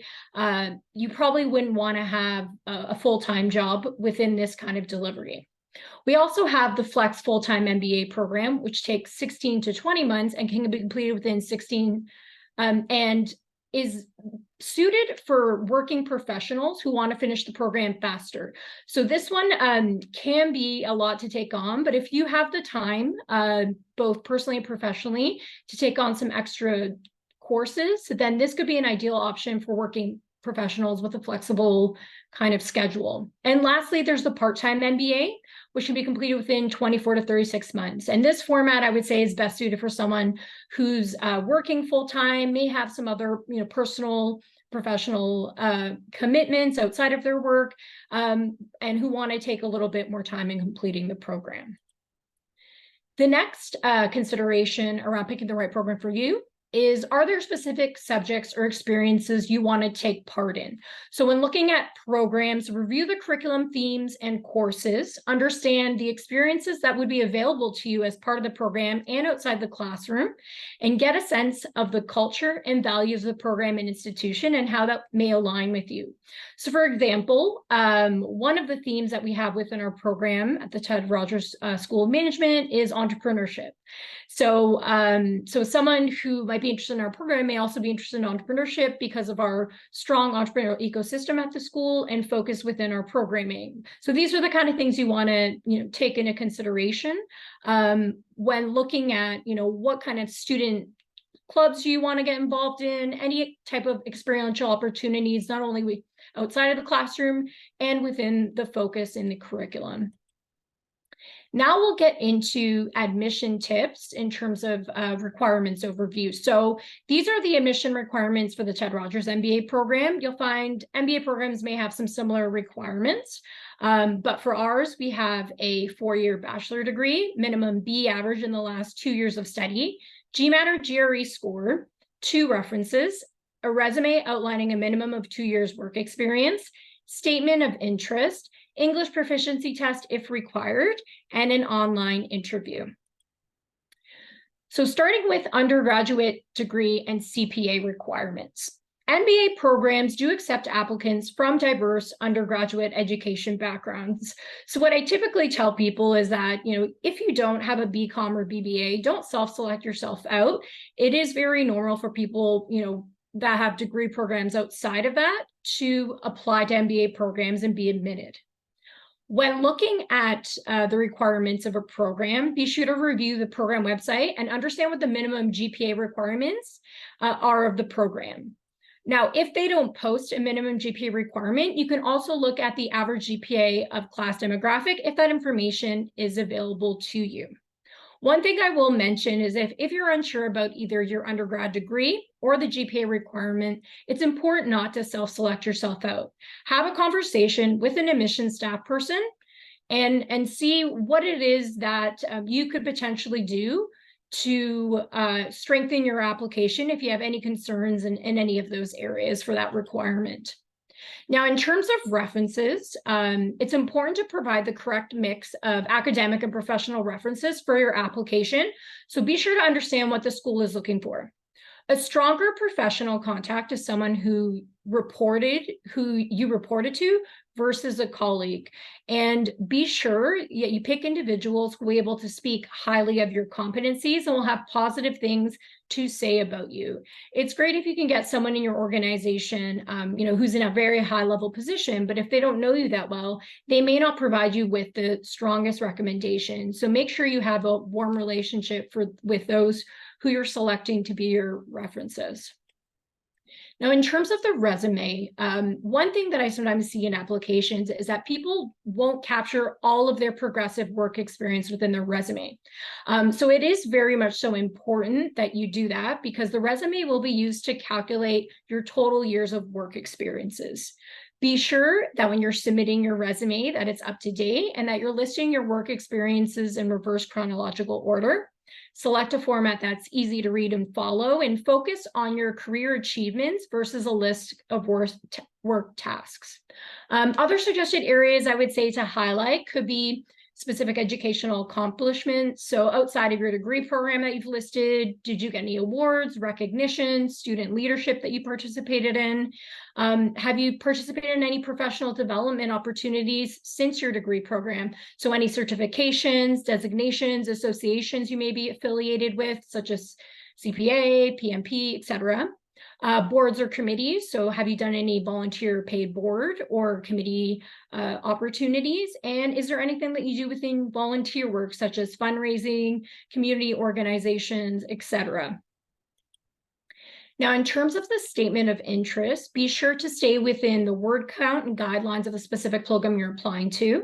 It's important to highlight your career objectives or interests and how they would align to the program you're applying to and outline how those previous experiences have prepared you for the program. Please be sure to customize each statement of interest you prepare to the school you're applying to. Admissions committees can typically tell if you're providing a general statement and applying to a lot of different schools. So be sure to point out specific things of the program for each program that you're applying to and make those alignments so that the admissions committee can understand why specifically their program that you're interested in. And one thing that's great about this as well, it also shows that you've done your research about the program. And then in terms of interviews, so for the Ted Rogers MBA program, we do an online interview. Some people may have in-person or other formats. With the interview, prepare for the interview in the same way you prepare for a job interview. Have examples ready to share from your previous work, education. There may be behavioral questions, so think about how you would respond to those. This is an opportunity also for you to showcase your industry insights, awareness of the program you're applying to. And remember, if it is digital, to dress up like you're there for an interview, and think about your surroundings as well. And then with test scores, it's important to review the minimum test score requirement posted by the program. So, if they have a GMAT, GRE, or English language test minimum requirement, if a minimum score isn't posted, you can consult with the program on a recommended score range for both admissions and then funding consideration. Now, in terms of funding your studies, so with the Ted Rogers MBA program, we have different funding opportunities, such as Ted Rogers School Graduate Entrance Scholarship. So for this type of funding, we will be looking at GMAT scores and your GPA. So this would be the kind of scholarship, the funding bucket that would be looking at for those with more of those competitive GMAT scores. For us, it's open to domestic and international applicants. It's up to $20,000 each for full-time, flex full-time, and up to $5,000 each for part-time. We also have the Ted Rogers School Graduate Entrance Award, which is open to domestic, full-time, and part-time students, up to $15K for full-time, flex full-time, and up to $5K for part-time. And then for this award, there's also academic achievement, but this has a financial need component as well. We also have the Ted Rogers MBA Black Graduate Leadership Award, which we have open to domestic full-time or flex full-time students who self-identify as Black. And these are 3 awards in the amount of $10,000 each. And then we also have our graduate admissions office, which lives a variety of different awards that students can apply to. Now, other ways that someone may finance their studies could be some programs are OSAP eligible, such as the Ted Rogers MBA program. You can look at a student line of credit, professional development support. Some people say they get support from their employers, lifelong learning plan, RSP withdrawal, graduate assistantships where you're supporting the work of professors. And then we also have a relationship with Empower Financing who offers personal loans for international students. So these are just some examples where you could, where there could be opportunity for you to be financing your studies. Now, speaking to our tuition fees, so for the Ted Rogers MBA program, our domestic tuition fees range from $23,000 to $25K plus ancillary and program fees for domestic students, and then a little over $53,000, about $804 plus ancillary and program fees for international students for our core tuition, which would include our 7 core courses, electives, and the capstone project. And then if any foundation courses are required, it's a per course fee out of around $1,900 to a little over $2,000 per course for domestic, and over $4,600 for international. So for our program, our graduate tuition fees are paid on a semester by semester basis based on the number of course credits taken per semester. Now I have a list here of application deadlines for our program. However, you can find this information online. We do have 2 intakes, which is a spring 2024 May start and a fall 2024 September start. So depending on your undergraduate academic background, or if you're looking to apply to the full-time or part-time program for domestic applicants, there are certain intakes that would be recommended. And then for international applicants, we only have the full-time program, again, with the 2 intakes. So for the spring, typically it's for individuals without a business undergraduate degree, because that's where they would do the foundation courses. And for fall would be those looking to do the full-time program with a business undergraduate degree. So that's it in terms of the information. I do want to be mindful of time, but if anyone does have any questions, I'm happy to answer them. Thank you. Thank you so much, Nicoletta. I should learn from you to be very efficient with timing. Really appreciate sharing all of these things. So if anybody has any personal questions to Nicoletta about the application, what I'd like to encourage you to do is actually get in touch. Here's the contact information, and we are also going to share this information with you in the email tomorrow. I'm also going to share with you the link to some of the free resources that you can try, also some of the options for you to join some of our classes, some of the opportunities. I'm going to post the link here real quick. One thing that I always advise our students is to really get in touch with the schools where you're planning to potentially apply, and do some exploration, because it has to be the right fit. I think Nicoletta is going to keep me honest here, is that when she's receiving an application from somebody she's never spoken to, that looks a little strange. So ideally, you do want to be in touch. You want to build this relationship. So you came here today.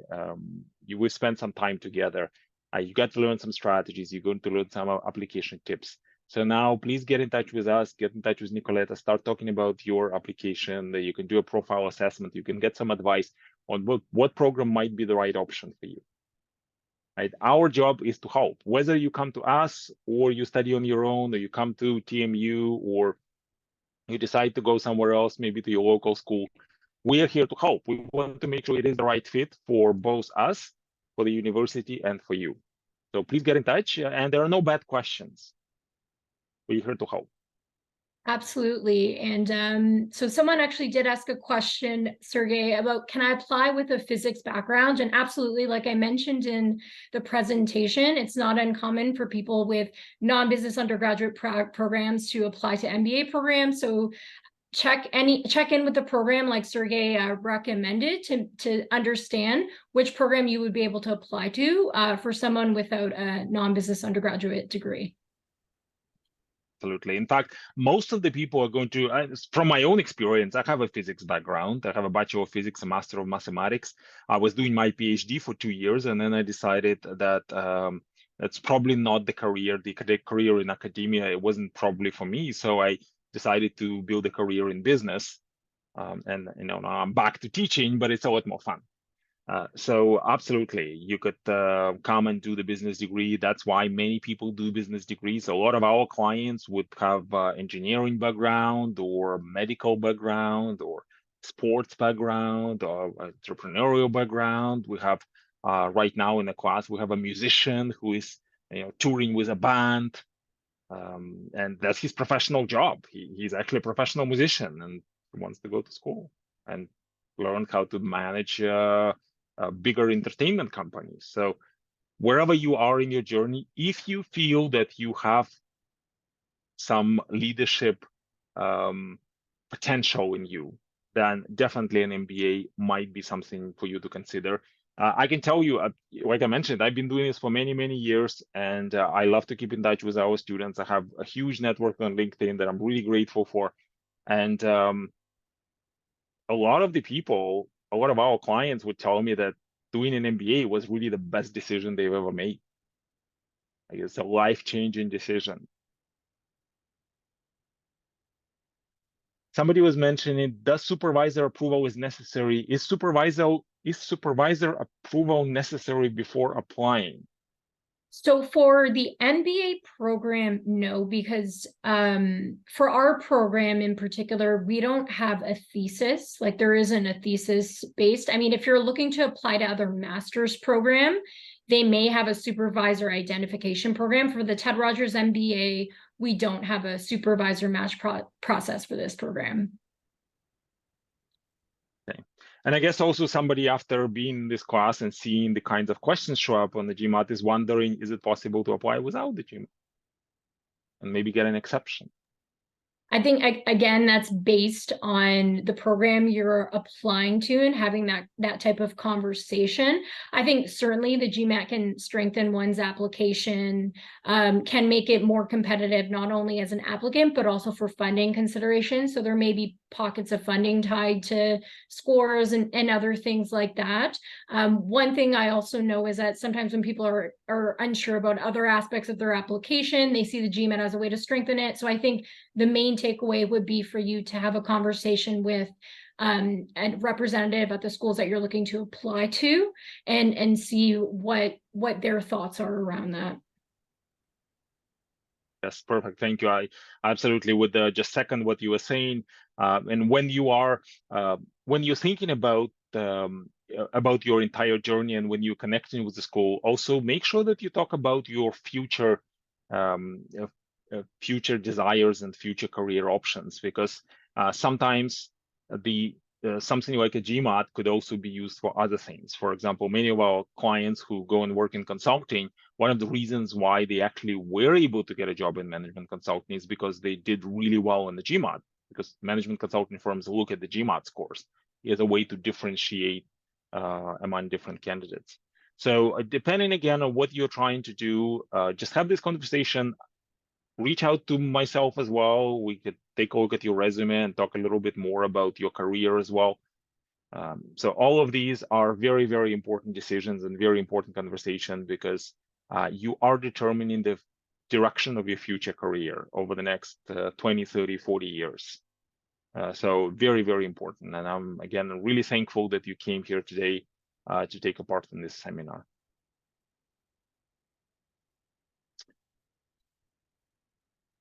Okay, I don't see any other questions. In this case, Nicoletta, thank you so much for joining us. Thanks for spending this time. I know it's late and it's only Wednesday. Thanks everyone for joining us as well. Please look for an email tomorrow. Look an email from myself, in touch base with Nicoletta as well. And most importantly, ladies and gentlemen, please don't give up on your dreams. Just like Nicoletta said, don't self-select yourself out from the MBA. If this is what you want to do, there you may have heard, if there's a will, there's a way. I can tell you sometimes we have clients who come to us and everybody tells them, now you'll never get into a business school. And then they look at their LinkedIn profiles and they say, oh, this guy now works for McKinsey. And he did exceptionally well with their program. So you got to start listening to what you really want and maybe stop listening to what other people want. And of course, I'll give you an advice, so you can listen to it or not, but the advice is try to do some soul searching and really decide, do you want to be a leader? Do you want to be a manager? Do you want to solve business problems? If yes, then start talking to people like myself, like Nicoletta, or maybe even with people who study at the business school. And Nicoletta can put you in touch with people who are current students to talk a little bit about their experience as well, just to see if you can relate to it, if you can feel yourself that you belong to this school.